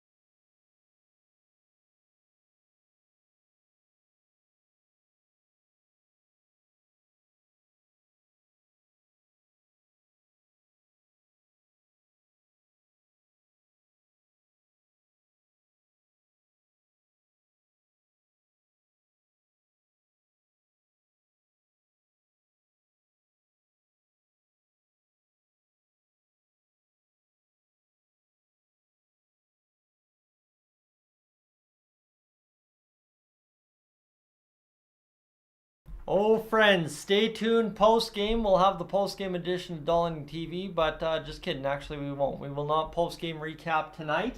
I will immediately shut down the live stream following this game. We'll have a 5-second discussion after it all finishes up, but I'm going to roll into a kind of situation talking about kind of some feelings we discussed earlier in this hockey game tonight about what could happen for the Oilers tomorrow. So going to see kind of where we roll into that, and of course I'm looking forward to it because I'm excited to see what I've got cooked up in my brain after that short roll upstairs, but excited to have everybody aboard this evening. Thank you again. I guess this is a part of the stream where I usually take a moment to thank everybody watching back home. I make a lot of mention in the names in the chat, the people chatting along, having a good time with me here, keeping me engaged, but I want to take a second back home. If you're watching, you don't have a YouTube account, you can't comment, you can't like, subscribe, any of that, I appreciate you being aboard. Thank you so much for being the true unsung heroes of every live stream, right? These watch time hours I talk about, the averages and all that stuff, it doesn't happen without everybody, and obviously there's a heavy lifting done by those folks we rarely ever hear from in the chat. Normally what we kind of do towards the end of the season, towards, of course, the kind of playoff situation when we've got 150, and it tends that the actual time during the intermission is a bigger, higher population of folks chatting and people being in the stream. We usually play the Where in the World You From game, so we'll see when we kind of get that going back again here. Usually I try and use that as a 120 gauge, so we'll get that rolling towards the playoffs. And of course, if that's kind of just the time you throw yourself in there for the shout out, I appreciate that, and thank you so much to everybody for being aboard this evening. We continue into the intermission, friends. We're rolling. Definitely excited to see the Oilers try and get things going. I will again tell you to check the pinned chat at the top of the live stream tonight.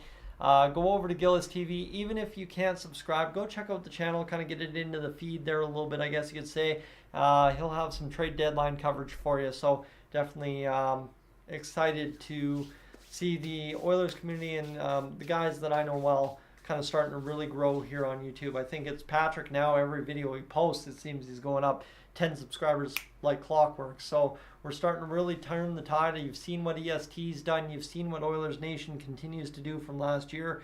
And I'm excited to see this community really take off in what could be a very memorable playoff run for the Oilers. So we'll see where we go from here. But as we continue, friends, I'm going to quickly take a look at the watch time here. I made mention of it, but I want to make sure I check it over one more time because I didn't check it before going upstairs. We are rightfully correct at 120. That's what I thought when I went upstairs. I thought the math was close. That is where we're at. Zephyr, it is Stuart Skinner in net for the Edmonton Oilers. We'll turn back to recap this one for those of you just joining along for the ride here in the intermission. 17-21, the shots favor the Boston Bruins. 24-22, the hits favor the Edmonton Oilers. 18-14, the faceoffs in favor of Edmonton. And of course, both teams 0 on the power play. There's only been 3 penalties this hockey game, so kind of tough there to really get a groove for it. And you look at it here too, the Bruins on the back half of a back-to-back are pretty sloppy with the giveaways. So maybe the Oilers find a way to capitalize there. Just saying 18 blocked shots now officially credited for the Boston Bruins in this hockey game so far. So we'll see what the Oilers the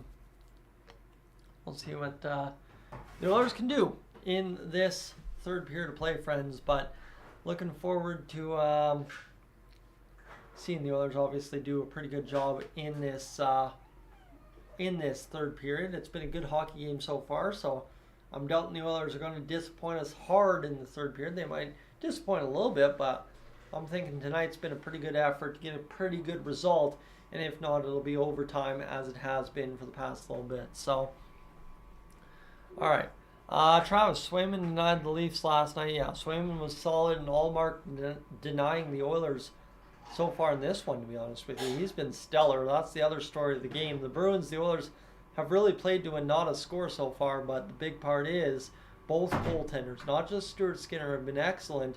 And, well, for the Bruins, they've got 2 very good goaltenders. So it'll be interesting to see if a team looking for an upgrade net like Carolina, a team looking for an upgrade net maybe like LA, really come through swinging big and find a way to land a Boston Bruins goaltender here at the trade deadline. I don't think anything's kind of shook out that that's for sure going to happen or anything. I don't mean to start rumors, but you kind of get where I'm going is at some point that crease has to give in Boston, and just another interesting time where it possibly could here in the next week or so. Bob, welcome aboard as well. Glad to see you this evening as everybody starts making their way through the turnstiles. My foot just cramped up. Give me a second to walk that off. And give me a second to text this through. And,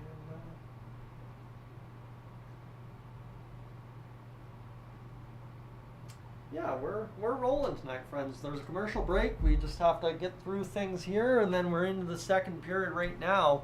As glad to see everybody chatting along, having a good time tonight. Everybody's enjoying themselves, and honestly, it's been a big day for I think not only the Oilers community but the YouTube hockey community. As this is kind of the official kickstart to trade deadline week. Monday was kind of slow, right? Really not much happening overall, but now this week is going to be probably the biggest week of the year until playoffs. So we got a lot to really enjoy and obviously soak in, and glad to see everybody just kind of in a good mood. I don't think the Oilers are too sour on how things have been going lately. 4-game win streak going into tonight, and it's looking like either team could win this evening going into the third period. So you'll love to see that for the Edmonton Oilers. So just hopefully everything continues for the next 20 minutes the way it has. And at worst, if the Oilers get a point out of this, I'm still pretty happy, all told, with that result. So we continue along here tonight, friends. We see the only second time all year the Oilers have been involved in a scoreless tie through 40 minutes. They beat Detroit 3-2 in overtime back in January 11th. Oilers have gone 8-1 this year versus teams on the second half of back-to-back. We'll see if fatigue is a factor for the Bruins. Well, here's the thing. The Bruins have been fatigued pretty much throughout this hockey game. I think there was a lot of mentions here early on, but I think we're pretty well off to continue our effort at least and come away with some kind of result, I guess I would say. That's the best way to offer it up tonight, is the Oilers are well on their way to getting a good result in some fashion in the points column if they just continue how they're rolling so far. So we're halfway to the goal at 250 on the stream right now in terms of watch hours, friends. Officially at the halfway mark. So we got a big third period upcoming here. You haven't missed anything in the goaltending or in terms of the goal scoring department. Goaltending department: Stuart Skinner 17 saves, Linus Ullmark 21 saves, and that is all you need to know so far as we continue along. Scoreless after 2 in Boston as we continue. And Anderson and Schenn went at it, and it looks like Anderson got the worst of it there, as Luke Schenn's garnering some trade interest, I'm sure, from teams. Is someone going to score a goal? Every Oilers reporter is asking when are the Oilers going to score a goal here tonight. It's interesting to note that we've continued just a good, solid, straight up effort so far tonight in terms of a good defensive go. So can't complain about that. 70K projected cap space, could fit $3.04 million at the trade deadline, with the move sending Gagne to the minors, technically speaking. So the Oilers making waves here prior to the trade deadline by waiving Sam Gagne. That was the big news of the day, and now it seems like a long time ago because of the way the Oilers have played this hockey game so far. As just give me a second here. All right, let's continue. As friends, we got a third period upcoming. We will see what the Oilers can do against the Boston Bruins as things go for what could be a big, important third period, or ultimately just a stalemate into overtime. As it'll obviously be a big effort here from the Oilers to win this hockey game. If the Oilers win the hockey game, then we're rolling. We're crushing along, that's for sure. As it would be massive, 5 points above Vegas in the standings, and then all of a sudden you're only a few points back of Vancouver for the lead in the Western Conference, and things suddenly look really, really good for a team that was down and out. And you're looking at this coverage on this penalty kill here for the Oilers. They're drawing the lines between each defender, kind of showing how it stays nice and sharply angled for everybody, and that's good to see for the Oilers. Just continue to roll around out there, penalty killing, shooting the puck, defending, getting saves. Everything so far is going right for the Edmonton Oilers tonight. So hopefully it continues to roll as we are about set for the last commercial break, friends. That's where I'll send you to a commercial break here quickly and try to sort out this eyelash in my eye. Oh my goodness. Fighting it tonight. Mustache hair up the nose, eyelash facing into the eye. Oh, I am not crushing it at all, as Brandon Bellandina and Kelly Sutherland are the referees for the NHL tonight. Attendance is 17,850 for the Boston Bruins. And let's go quickly again to the old Twitterverse, as plenty of teams have shown interest in Zucker: Boston, Vancouver, Nashville, Carolina, Florida, New Jersey, and Vegas, although the Anthem deal might have changed that for Vegas, as the Coyotes we'll see. Jason Zucker sit out the game for trade-related reasons. Lots of teams involved. Anthony Mantha didn't even make it through the afternoon before being traded to the Vegas Golden Knights, who got their upgrade. So, yeah, that is interesting, obviously, to see Vegas go after Mantha. Big, heavy body in the lineup, but a guy who can at times be invisible if he's not being that big, heavy body as Terry. No worries. Thank you for being aboard. I mean, at the end of the day is I don't know why the game would be blacked out in Maine, but glad to have you aboard for the ride this evening. And friends, we're about to see a whole bunch of folks from around the hockey universe tune into what will be a pretty highly watched third period across the internet tonight. So we'll get things rolling in a matter of a few moments. Just a brief moment here, a quiet second on the stream to enjoy before we fire up for a heavy third period in what will be probably the deciding factor for both teams. I assume the Oilers are about to, if they score a goal, light up 2 or 3 right quick, but question mark is how quick is quick into that third period? Do we have to watch them kind of grind through it, or are they going to get going? Is I've got to send a text message over to Gillis TV there.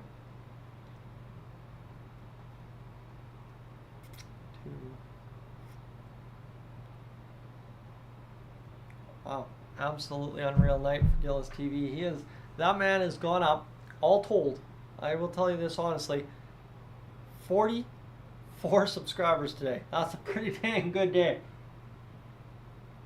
Continuing along for Gillis TV. So the Oilers are doing well here, and Stoney, you've missed nothing yet. Nobody has missed anything as we are about to get this third period underway. Friends, welcome aboard.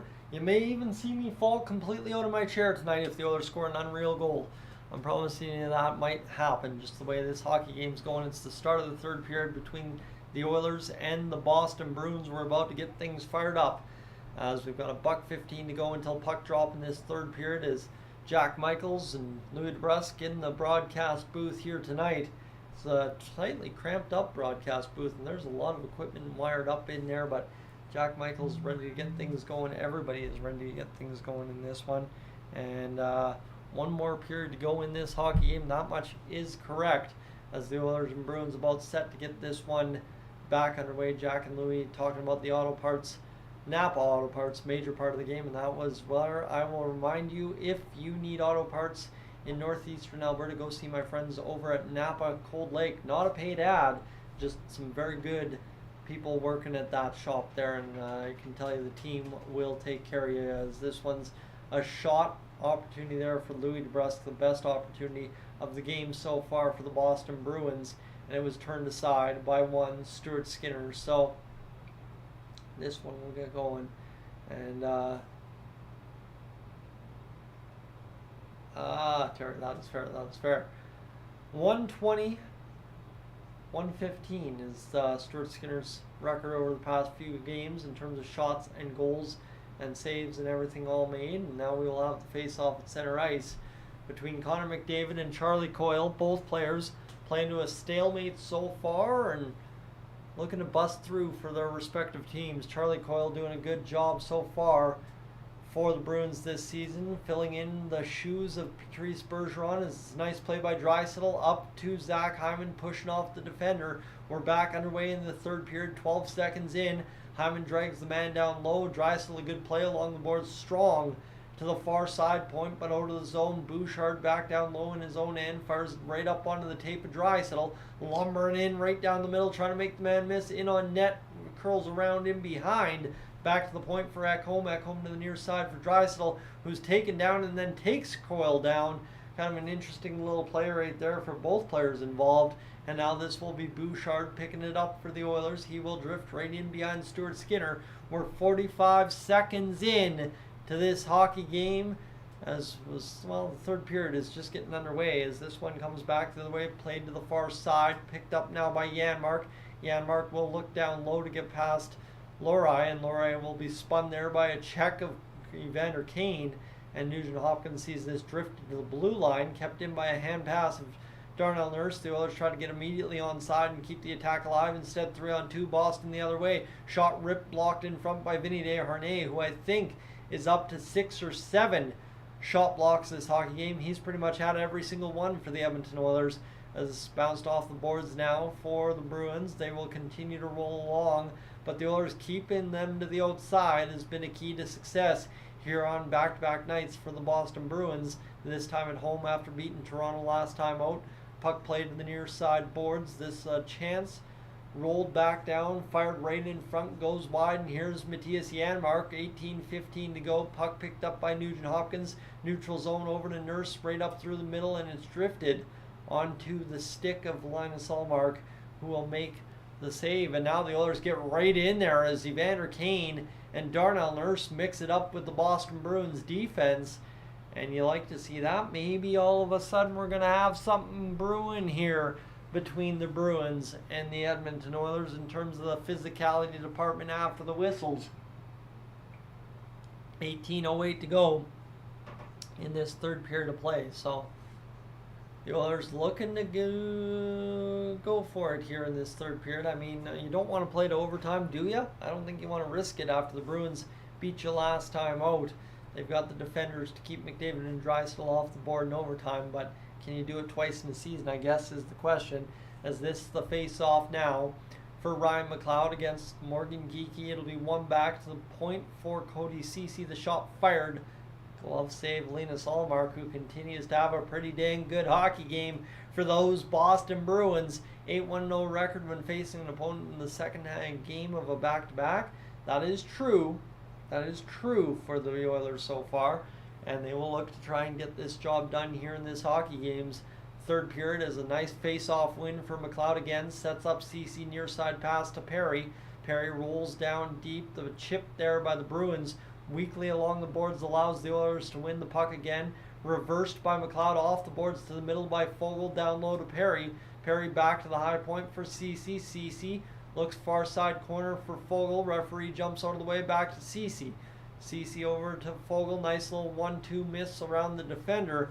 And then he just kind of stumbled on that puck, and the Oilers unable to keep the line. They're offside, and the Bruins are able to gain the Oilers zone on a quick pass right through line to line in the neutral zone. And this will now be picked up by Zacha. Zacha looking to make that pass. Bruins again stymied along the wall, and a nice opportunity here for Kulak on a miss by Pasternak to regain the puck. Drifted out into the neutral territory for Ceci, who will peel back into the Oilers territory. So 17:07 to go. The Bruins have it in their own end. Boston transitions up through the neutral. Cut off there by Ekholm. Is this going to be Zach Hyman backhanding it down low into the Bruins zone? Quickly spun back the other way. Picked up by Boston across the Oilers line. Shot saved Skinner. And a rebound cleared out by Mattias Ekholm. And here comes Connor McDavid flying up the ice. Far side over to Draisaitl. Shot save made by Linus Ullmark as McAvoy buries Draisaitl for the what of it. And Draisaitl's checking himself over. So tough goal right there. But the Oilers get a good looking opportunity on net again from the slot area. And now the biggest part is for the Oilers here is they got to find an opportunity to set up zone time. We've kind of been going back and forth to start this game's third period, but Leon Draisaitl just about whipped that one home. Far side on Ullmark, glove hand, and that would have been beauty to get us going as McAvoy kind of buried Draisaitl there. Was Draisaitl wondering if he was cut or something. He was pretty shaken up. Something came loose.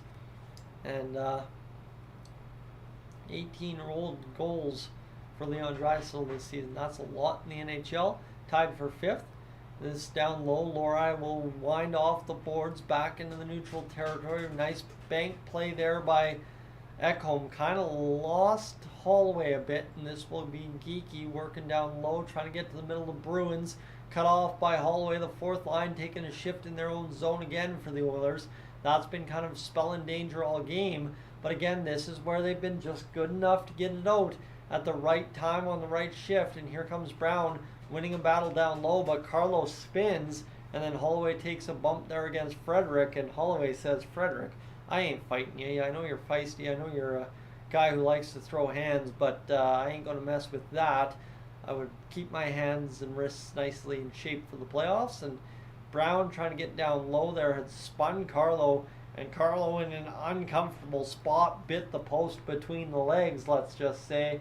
And the Oilers will have the face-off in the Bruins zone. Boston will have to try and fend off the Oilers' attack here if they win the face-off, and that's the big thing. The Oilers have won a lot of face-offs this game, relatively speaking, for an Oilers squad playing against the Boston Bruins. Nugent Hopkins line on the ice. Kane against the boards doesn't seal, and it comes out back into the Oilers' end for Kulak, but the Bruins just unable to really get it down deep. Oilers kind of flip it back the other way. Bruins again try to clear the zone. Nice pass through the middle, gets it into the Oilers' zone. A nice skate in there by Boston to the far side, and now to the near side on the pass. Again, Kulak, though, strong against the boards, eliminates his man. Kane bounces off the wall and out of the zone, and through 4 minutes and 20 seconds, the Oilers have done pretty good. Here's a one-timer for the Bruins. Zacha scores, and Stuart Skinner didn't even bother getting over. That's tough. The Oilers just caught transitioning back the other way, and I mean, Boston absolutely wires home the one-timer. Zacha's got a good shot, and Boston scores the goal to make it 1-0. And now we've got to hope to win this game 3-2 in overtime, it would seem, as the Bruins just see a good opportunity. I mean, Evander Kane's not even chasing, and the Oilers kind of just caught flat-footed there. Heinen, a good pass across, and Stuart Skinner cheating over to the near side, and the pass from Zacha comes, or pass to Zacha comes over, and he just wired it home. That's as tough as it's going to get for the Edmonton Oilers. Just a good effort all game, and you give up that goal in particular, as Nurse dribbles it over to Desharnais. The Oilers across the line. Here's Fogle, the shot fired, save made by Ullmark, and he's having a good hockey game. You're going to be having to do something real special to beat him here, kind of like what the Oilers just had go against him.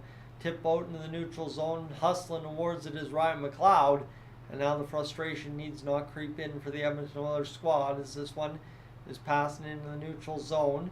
And this goes down low to Stuart Skinner. Skinner will fire along the glass out to the high point, and that's a nice play by Fogle over to McLeod. McLeod across the line, shot fired down low, and this will be the Oilers tapping along the boards there, trying to keep it in. Nice play by Perry, but they will go off for a line change, and that will pick up the Bruins back the other way. Nice defensive recovery by Connor McDavid on the pickpocket pass, and this one comes now for the Oilers. Hyman across to Draisaitl, far side, back to the point now. Picking it up is Ekholm.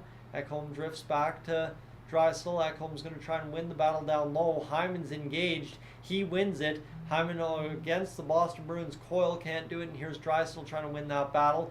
McDavid will jam it off of himself, and the Bruins are able to come back the other way. Cutting it off, though, is Ekholm. Ekholm over to Draisaitl, and now here's Hyman, as this one is just taken a weird kind of situation. Here's McDavid now down low to Zach Hyman. It's 1-0 Boston all of a sudden.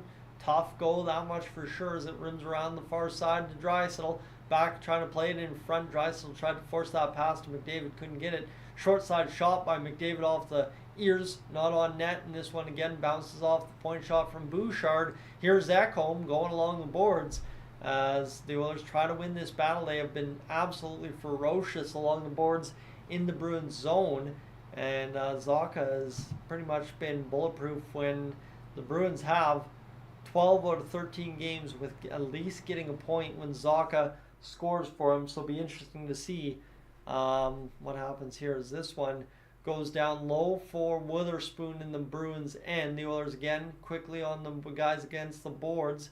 Kane tries to get out there, and here's Holloway flying to that puck, as it'll be Nugent Hopkins alongside Holloway and Kane. So we've seen this combination at times when the Oilers look for a little bit more jump on the second line, and after giving up that goal, the Oilers should very well be looking for that extra jump. 12:53 to go in this third period play. 23-20 the shots for the Bruins. Far side pass over to CC on the breakout of the zone. Nice play across the line. Holloway along the boards over to Kane. Kane's going to bounce this off the defenders, and Kulak's going to be up to keep it in the zone for CC. Shot fired down low. Nugent Hopkins picks a pocket, Now Cece, though, had to defend that back the other way with 12:29 to go in this third period play. Here's Pasternak across the line. Blocker save for Stuart Skinner, who, remind you, has to hang tough here in this hockey game, giving up a bad goal. He's now made 23 out of 24 shots as saves, and he has to hang tough and try and keep his team in this until they score the goal to level the score once again at 1 apiece. Kulak over to Derek Ryan. Ryan across the line, playing down low up high to the point. The shot from Nurse goes up and out of play, and we'll have a stoppage and play with 11:59 to go in this third period of play. So far, not so good in the third period for the Edmonton Oilers. Tough there, but right now we'll keep things rolling as the Oilers have a big effort ahead of them here with just under 12 minutes to go in this third period of play. Friends, we're up over 158 hours now on the stream, so we are really closing in on being close to absolutely crushing things tonight. So see where we go, but opportunity now for the Edmonton Oilers to really show what they're made of when it comes down in this stretch drive of this hockey game against the Boston Bruins, a good measuring stick team out east. We know that those were 2 big games last year, and we'll see if it's big times this year. So let's go here, and there isn't much else to really report here right now. Bob Stauffer, the Oilers will add a depth defenseman at minimum. They're probably going to add 1, if not 2 forwards. And let's go here. I don't think there's anything else. Yeah, I don't think there's much else to really mention here. So, hockey fan watching from Hawaii on vacation, well, thank you for being aboard, as we're good to go. And yeah, we're about to see this hockey game come to a conclusion, friends. This has been a wild turn of events. Watching, of course, that goal go in against the Edmonton Oilers. That's the tough part about it, is it had to be that goal. But we'll see if the Oilers can't find a way to keep this rolling tonight. A good effort so far, and really get this job done here this afternoon in terms of, or I guess this evening, in terms of going out. It's been a complete effort so far. Yeah, you're going to have a bad goal go in once again, but it's been a good effort so far. So definitely go out there and win a hockey game. You got 12 minutes to do it. If you need an extra 5, go get it. Just get a goal in the last 12 and go get the 2-1 goal in overtime, because that's what it seems to be. Is it's going to be a 1-goal victory for whoever wins this hockey game, even if Boston wins 2-1. Here's McDavid dragging in front as Hyman's taken down in the crease. No call up coming. The Oilers' second power play of the game could be an absolute game changer tonight, I'll tell you that much. As this Drysdale across the line. Ekholm blasted on net, looking for the tip from Hyman. Can't get it. McDavid over to Bouchard, far side boards. We're back to action, obviously, as that one's going to hit Hyman. He bounced and looked for somebody to jump on it so he could stay down low. And this one comes down low now for Bouchard, looking behind for the Oilers' attack. He'll go over instead to Drysdale. Drysdale up the wall into the Bruins zone. Boston, nobody down deep as Hyman's got it. 3 men now converge on Hyman. Back to the high point. Bouchard, the one-timer. Rebound! Allmark falls on it, sprawling out. And now all of a sudden you got a bunched up Bruins team in the crease trying to take to issue Connor McDavid and Zach Hyman coming into the Bruins crease. So Allmark with a big save there on that Bouchard blast. And a good opportunity there for McDavid right off pretty much the first face-off of the third period after we came back from commercial break. And Bouchard firing that shot as it was McDavid trying to jam that one home. Allmark just landed on it. As this one, 21 shots on net for the Oilers, 11:09 to go in this third period. The Oilers need to keep shooting the puck. This will be a face-off win. Now for Ryan Nugent-Hopkins, it comes into the Oilers' territory. Kane skating onto the puck. 11:02 to go in this third period. Pass to the near side. Bounces off the tape of Darnell Nurse. 10:56 to go in the third period. Coming down low to Desharnais. As time continues to wind down here on the Oilers, we've already wasted a minute since we last really updated things. As Nugent-Hopkins in a battle there. Gets it to Kane. Now over to Fogle. Fogle over to Kane again, and now the far side pass bounces off of a tape of a Bruins player. Desharnais aids it down from Nugent Hopkins, and the pass by Boston trying to get out of the zone will be held in by Nurse. Here's Desharnais near side back to Nurse. The shot fired, blocked in front. Boston gets another one in front of Ullmark, and here's Desharnais weathering the pressure, trying to get back. He gets along the boards and was able to fend off the Bruins attacker. Third period, 24-21 to go in the shots department so far for Boston. 10:06 in the clock time left in the game. McLeod off a bounced pass that failed, and here's Holloway trying to crash through the crease. As I'm falling asleep sitting up here, friends, I'm not sure what's going on with my mouth right now. 9:50 to go as McLeod battles that one. The puck behind the net as Perry's tied up. The Bruins are the first ones to it. As a chance now for Shattenkirk. He will drift off the glass down to the far side corner. Pasternak plays along the wall, and that again the Oilers win the board battle, and it'll be Holloway drifting out to the far side. Puck now to the near side corner into the Bruins territory. Holloway off of a pass from McLeod. McLeod able to come away with the collision, and now it comes down low again to the far side corner, skating to its Ceci. Again, the Oilers just activating and pinching at all the right times tonight. Here's Perry reversing around to Ceci again. Ceci's down low. He comes away in traffic with that puck. Decent looking play. Here's Ekholm, shot fired. Blocked in front again by Ullmark, and it'll be chipped out along the wall by the Bruins. Soft dump, just enough to avoid icing. As here's McDavid playing it up ahead. He'll get it over to Leon Draisaitl. Draisaitl going ahead through into the Bruins zone. Here's Bouchard across, and Bouchard goes down low. And an opportunity now for the Oilers to get a one-timer off. Didn't come up with it. And here's Ekholm with 8.5 to go in this third period. 24-22 to go. Bouchard back the other way. He'll skate through the middle of the neutral zone. Again, he leads the rush this time. Second time this game. And then turns over the puck against Marchand. And McDavid's back to retrieve it as he will take the hit against one of the Boston Bruins players. Draisaitl spins and falls down on his skates. And here's DeBrusk looking to make this one fire through the middle of the ice. DeBrusk gets it down low into the Oilers zone. The Bruins again just can't win the board battle against the Oilers, and coming away with it is Matthias Janmark up to Zach Hyman, chipping off the boards and down low to Derek Ryan. What a time this would be for Connor Brown's first goal as an Edmonton Oiler if we could bite it here. 7:42 to go in this third period of play. Puck played to Derek Ryan, who jams it along the wall to Darnell Nurse. Nurse, nice play over, and this one will continue along off the wall. 7.5 remaining in this third period of play. Chipped off the boards by the Bruins right in front of the Oilers bench. Here's Desharnais back on the ice for the Oilers, as it will be a play by Connor Brown. Just talked about him. To Matthias Janmark, as Brown's elevated to that line with Nugent Hopkins. Shot fired, goes through traffic. Nurse fires it back down low as Nugent Hopkins, Brown, and Janmark, the team or the players that combined for a goal the other night there, back out on the ice here as it's along the wall for Nugent Hopkins as he will try to make this play against the wall. Back to the point now finally for Desharnais. Over to Nurse, now played there by Kane. Shot fired, blocked in front again, and that time Desharnais will not pinch. Instead hold the red at center ice and able to stave off the forward advance for the Bruins for another line change as Boston gets it going here. Puck there now for Boston over to the far side corner Oilers zone. Ceci over to Kulak, off the boards to Kane.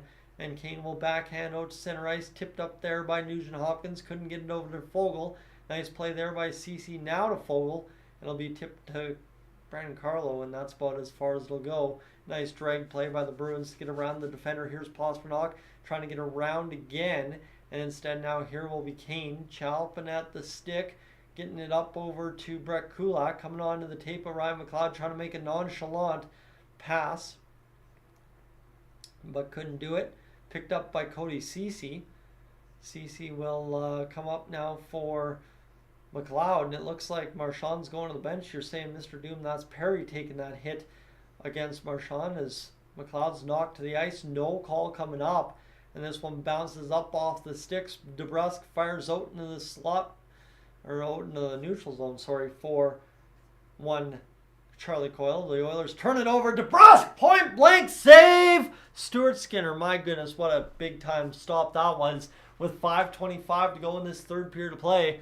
The Oilers kind of sleepy here in this middle part of this third period, trying to get a goal, but also trying not to give up a goal here. That would sink them as McDavid busting back the other way, dragging down. He's drawn a penalty. He's going to take a penalty again here against Trent Frederick, who's not too happy. There's a scrum along the boards, and Frederick may very well take two here for an unsportsmanlike, and he's still got McDavid tied up. With 5:08 to go in this third period, the Oilers might have just got the power play that changes this game. McDavid, though, dragging right through the attack of Frederick. Friends, welcome aboard. You're just tuning in here to a 1-0 Boston Bruins live game stream here, as the Bruins are 1-0, but they need to definitely hold the fort here on this penalty kill, or they could be in trouble against the Edmonton Oilers, who will throw everything on the table to try and score the next goal of this hockey game. So thank you for being aboard this evening, friends. As well, what I will remind you right now, we're on commercial break, but make sure to check the pinned chat at the top of my live stream chat. Go over to Gillis TV, hit that subscribe button. Also hit it here on Dolynny TV, but Gillis TV officially 2/3 of the way to 1,000 subscribers, 667 tonight. And of course, I will flash it. Subscribe to Dolynny TV, friends, if you could. So we continue to roll along this evening. We are just about through this hockey game. We've got 5:08 to go. The Oilers are headed to the power play, and they've got to show up and show out here on this power play to tie this hockey game. It was, of course, Pavel Zacha getting the goal for the Boston Bruins early in this third period, only about 5 minutes in, from Danton Heinen, and of course Parker Witherspoon, who combined for it. My voice is starting to fail me here, so pardon me down the stretch, but 25-23 the shots on goal for the Boston Bruins. They've had a pretty good hockey game so far, but the Oilers not necessarily the worst off either. So McDavid getting set for this power play here against the Bruins, as we'll look to loom towards overtime as McDavid draws the penalty against Frederick, and then of course a little pushing and shoving after the whistle. Charlie McAvoy none too impressed. I think Brad Marchand's get on down the tunnel here tonight. Kane's over talking to the refs as well, as the Oilers will set up here for the power play against the Boston Bruins. They're shoveling the last little bit of ice out of that near side corner. 2-minute power play for the Oilers. Trent Frederick in the box. And here we go. Let's see how quick the Oilers make work of this power play, if at all, as they will try and get this job done. Marchand's back on the ice, so actually he did not go down the tunnel. My apology. I was just thinking with McAvoy there. The Oilers win the battle along the boards. Drysdale comes up with it, tries to drag through Carlo. Carlo's still got this puck as the Oilers converge in the near side corner. $1:48 to go in the power play. McDavid tying up there with Carlo and Coyle and everybody else involved. McAvoy in the pile as well, kind of fending off the Oilers' attack. And it'll be fired out in long last by the Boston Bruins. Stuart Skinner back over to Evan Bouchard. And here we go. This will load up the attack here now for Draisaitl, and it will be then offside at the Oilers' offensive blue line. So we will have a stoppage in play here in this one. Janice, welcome aboard. As being behind's no new thing for me. It's about 30 to 35 seconds behind the live television feed over on Sportsnet Plus. Plus the stream lag is about a 15-20 second delay as well. So this is now an opportunity for Bouchard. 4:32 to go in this third period play. $1:20 to go in the power play, as it's picked up by McDavid near side to near side to Nugent Hopkins as it comes down low. The Bruins doing a good job defending so far on this penalty kill. They are fantastic, and it'll be an easy clear yet again for Pavel Zacha. Down to Stuart Skinner. Bouchard's going to pick it up here. 4:09 to go in this third period to play. The Bruins 4 minutes away from walking home with an, well, not easy, but a well-earned victory if the Oilers can't find the score sheet here, at least for one, in the last 4 minutes. This is a puck at the blue line for Bouchard, over to Draisaitl, far side boards, back to Bouchard. Oilers officially set up zone time as here's Draisaitl, far side boards, looking down low to McDavid, rotating McDavid, trying to go set things up for Draisaitl. He's got him back to the side wall. Here's McDavid to the face-off dot, back to Bouchard. Bouchard over to Nugent-Hopkins. Oilers need to shoot here. Here's an opportunity for McDavid. Draisaitl one-timer, Allmark run it the whole way. And Marchand's going to get things going. And this one will go firing down off the tape of Stuart Skinner. A tough goal on that power play for the Oilers. They just rode too long without shooting the puck. And with 3:10 to go in this third period of play, the Bruins have the, well, even strength in favor again. The penalty is killed, and the Oilers have to find a way to keep this one onside. Warren Foegele doesn't, and it will be a stoppage in play with 2:57 to go in this third period. That power play really lacked the killer instinct the Oilers needed to have, and with 2:57, they have to find another gear here. We'll go to a commercial timeout. And William Yano. Boston, obviously a very good team, and they've well earned this victory so far if they can indeed pull it off. But it's been a heck of a hockey game still from the Oilers front as well. The Oilers have done pretty well so far tonight, and I would look forward to them seeing maybe get a goal, if not lose 1-0, and honestly not lose the worst hockey game. Yeah, you give up a stinky goal, but end of the day, if you only give up one goal as the Edmonton Oilers, you're probably going to win 4 out of 7 games in a playoff series. That's honest math. It would be very hard to keep the Oilers to 2 goals or less keep the Oilers to 1 goal or less in 4 out of 7 games in the playoffs. So right now, I'm not too worried about the Oilers' effort tonight, other than you want to see them tie that hockey game because it's been a good one and it deserves the victory the way here. So either way, we'll see what happens here in the last 2:57. Plenty of clutch time here for the Oilers, and hopefully things shake out, as it looks like we might have a power play coming. The old Sportsnet ticker here is showing that we still have a power play. So 5-on-5. I don't know. Sportsnet's confused. But we'll see what we can do here, friends, with a commercial break in progress. One last time, welcome aboard to Dolynny TV. We are about to finish this hockey game up.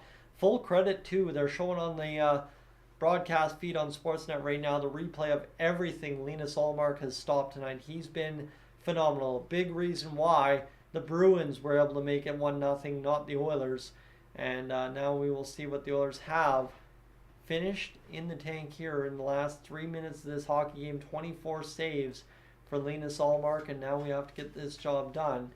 As a face-off outside of the zone for Ryan McLeod. He'll get it back to Darnell Nurse, who will drift over the blue line, get it in onside. Nurse looking to make the play. He'll fire the shot. Rebound in the crease. The Oilers fire it wide. Just like that, they got a good opportunity, and then an opportunity for Ekholm, and his stick exploded. And back the other way come the Bruins. They'll fire the shot. Save made off the tape of Pasternak. Rebound fired wide.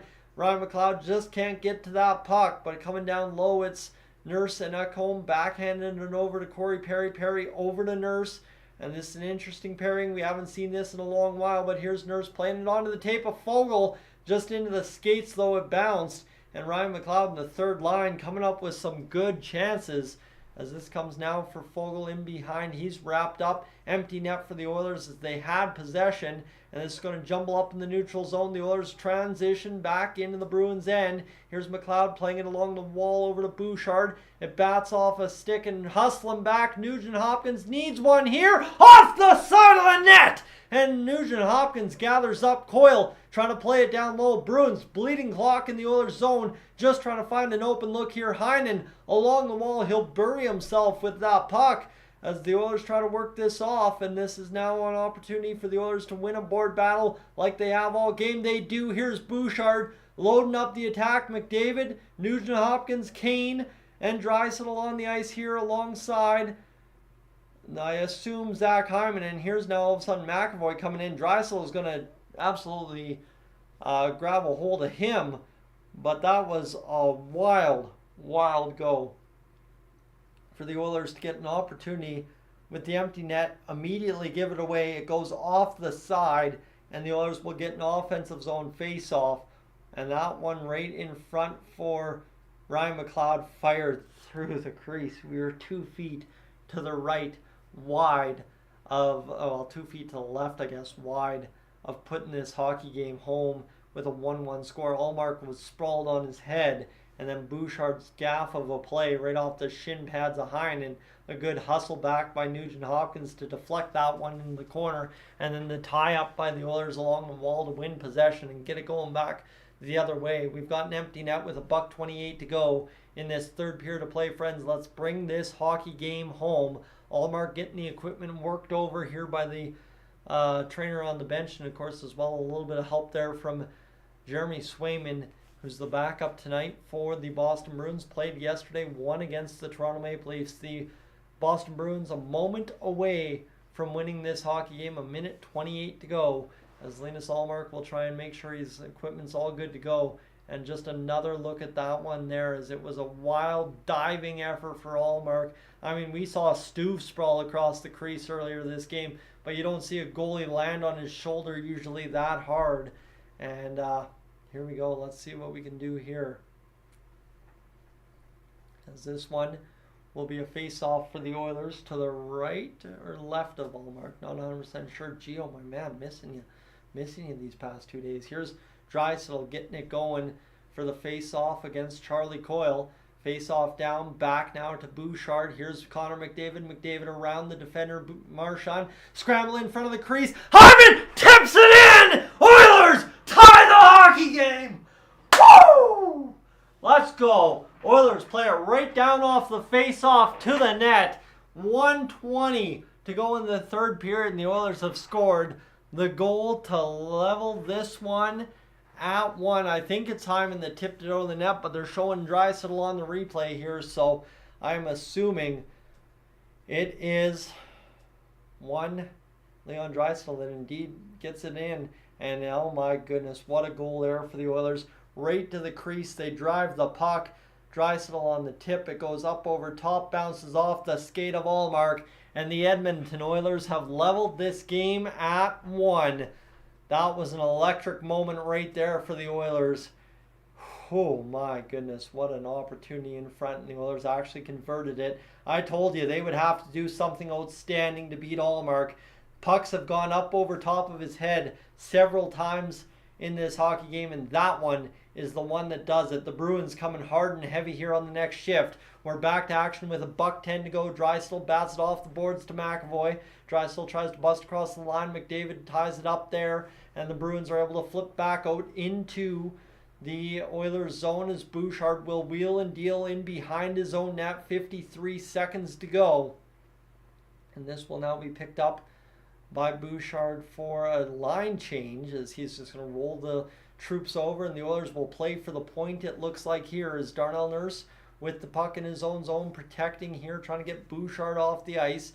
Coming onto the ice is Desharnais. Everybody's gathering up, looking to make the play. Nice play over to Desharnais, and the Oilers will break out along the far side wall. Janmark, man, falls down. Janmark on net. Fogle driving the crease. In the crease it is. Scrambling out. Allmark can't find the puck. The Bruins able to bat it out, and it's going to be fired in by one Darnell Nurse, and we will play for overtime here, friends. 10 seconds to go in this third period to play. The Edmonton Oilers have found a way to get overtime out of this hockey game with a last minute and a half goal. What an opportunity here to 2 points. The Edmonton Oilers just could not bury that last second chance. Friends, I'm going to just quickly tell you to hit that subscribe button. I'm going to run upstairs for a quick bathroom break, and then we'll have the call of overtime. I'll be right back.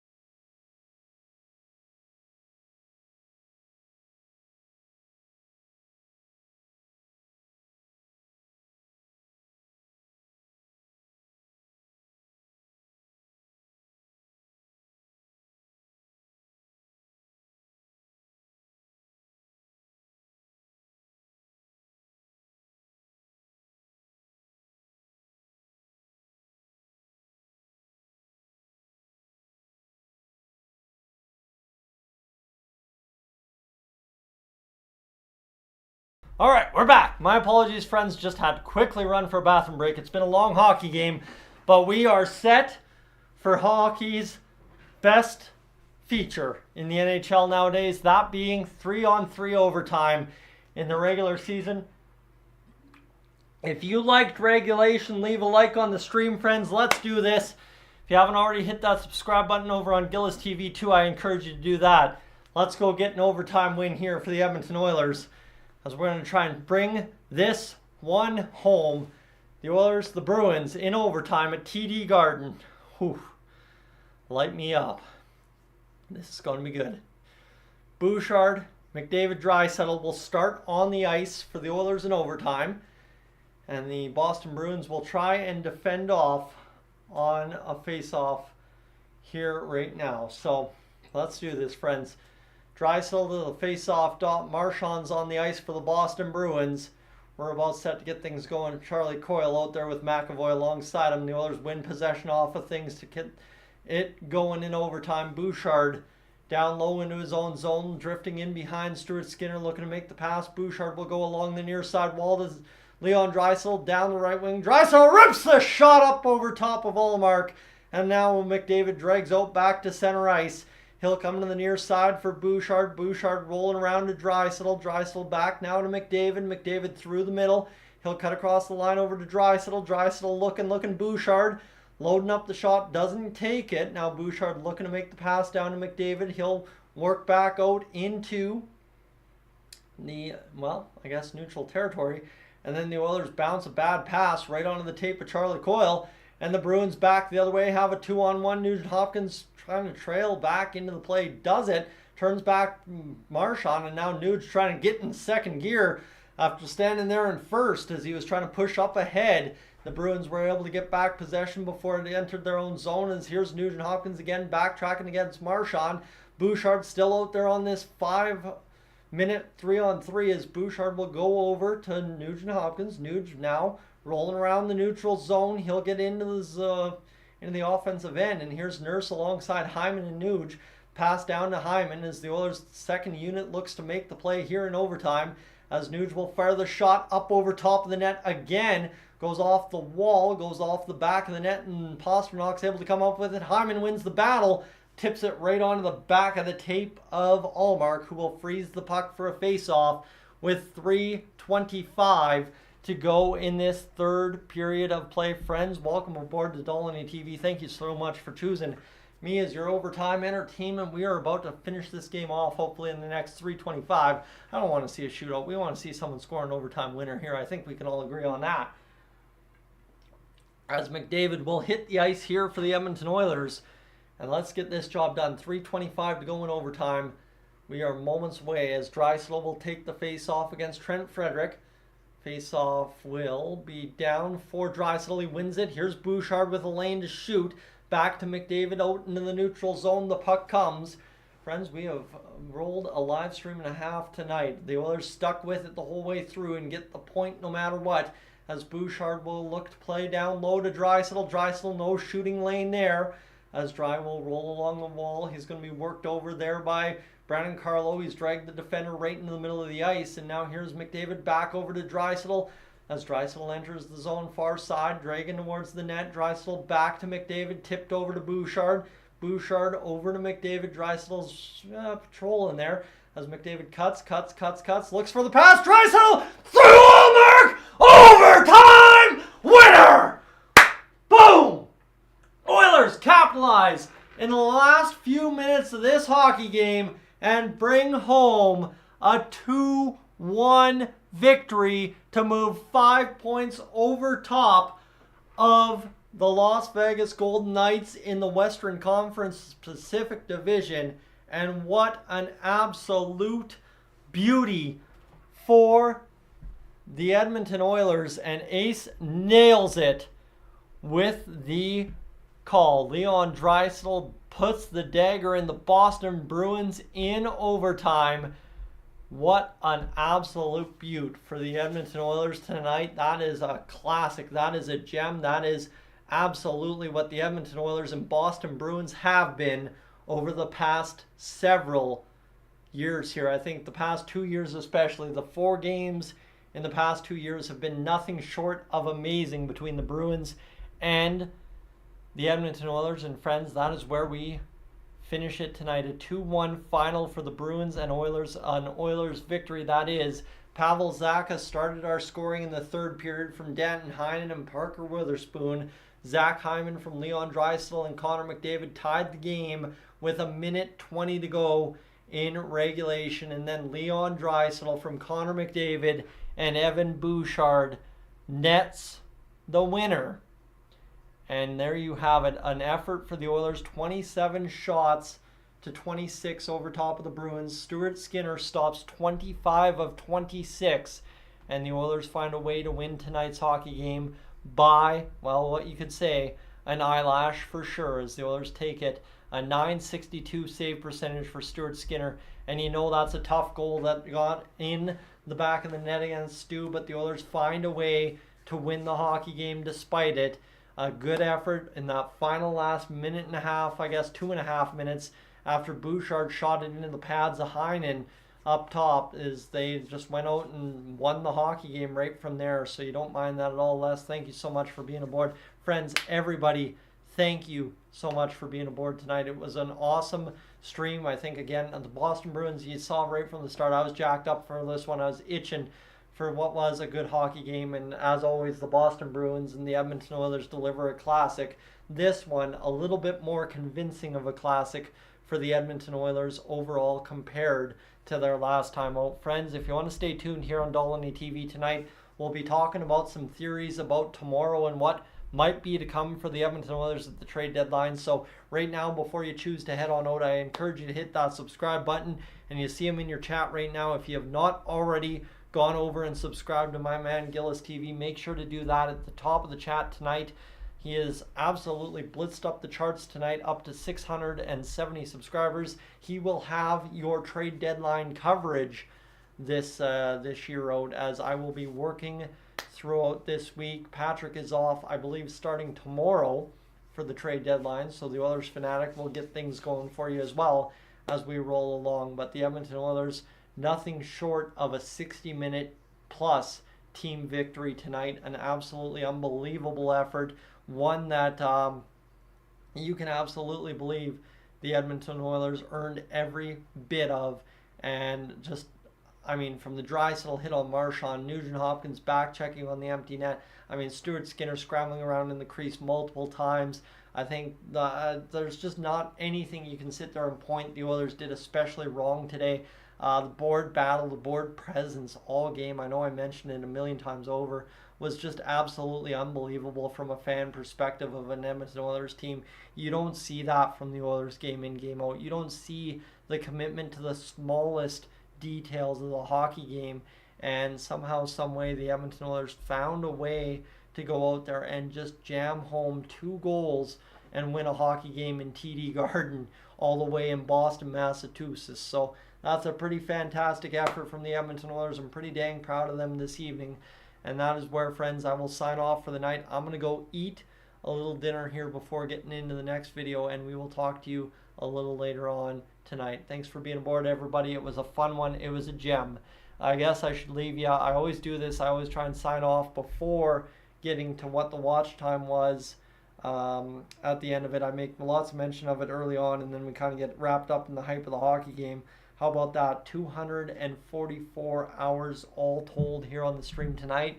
I don't feel like being in the negative tonight, so what else can we talk about, friends? I guess let's, before we finish it off, give the credit where credit is due for the Boston Bruins.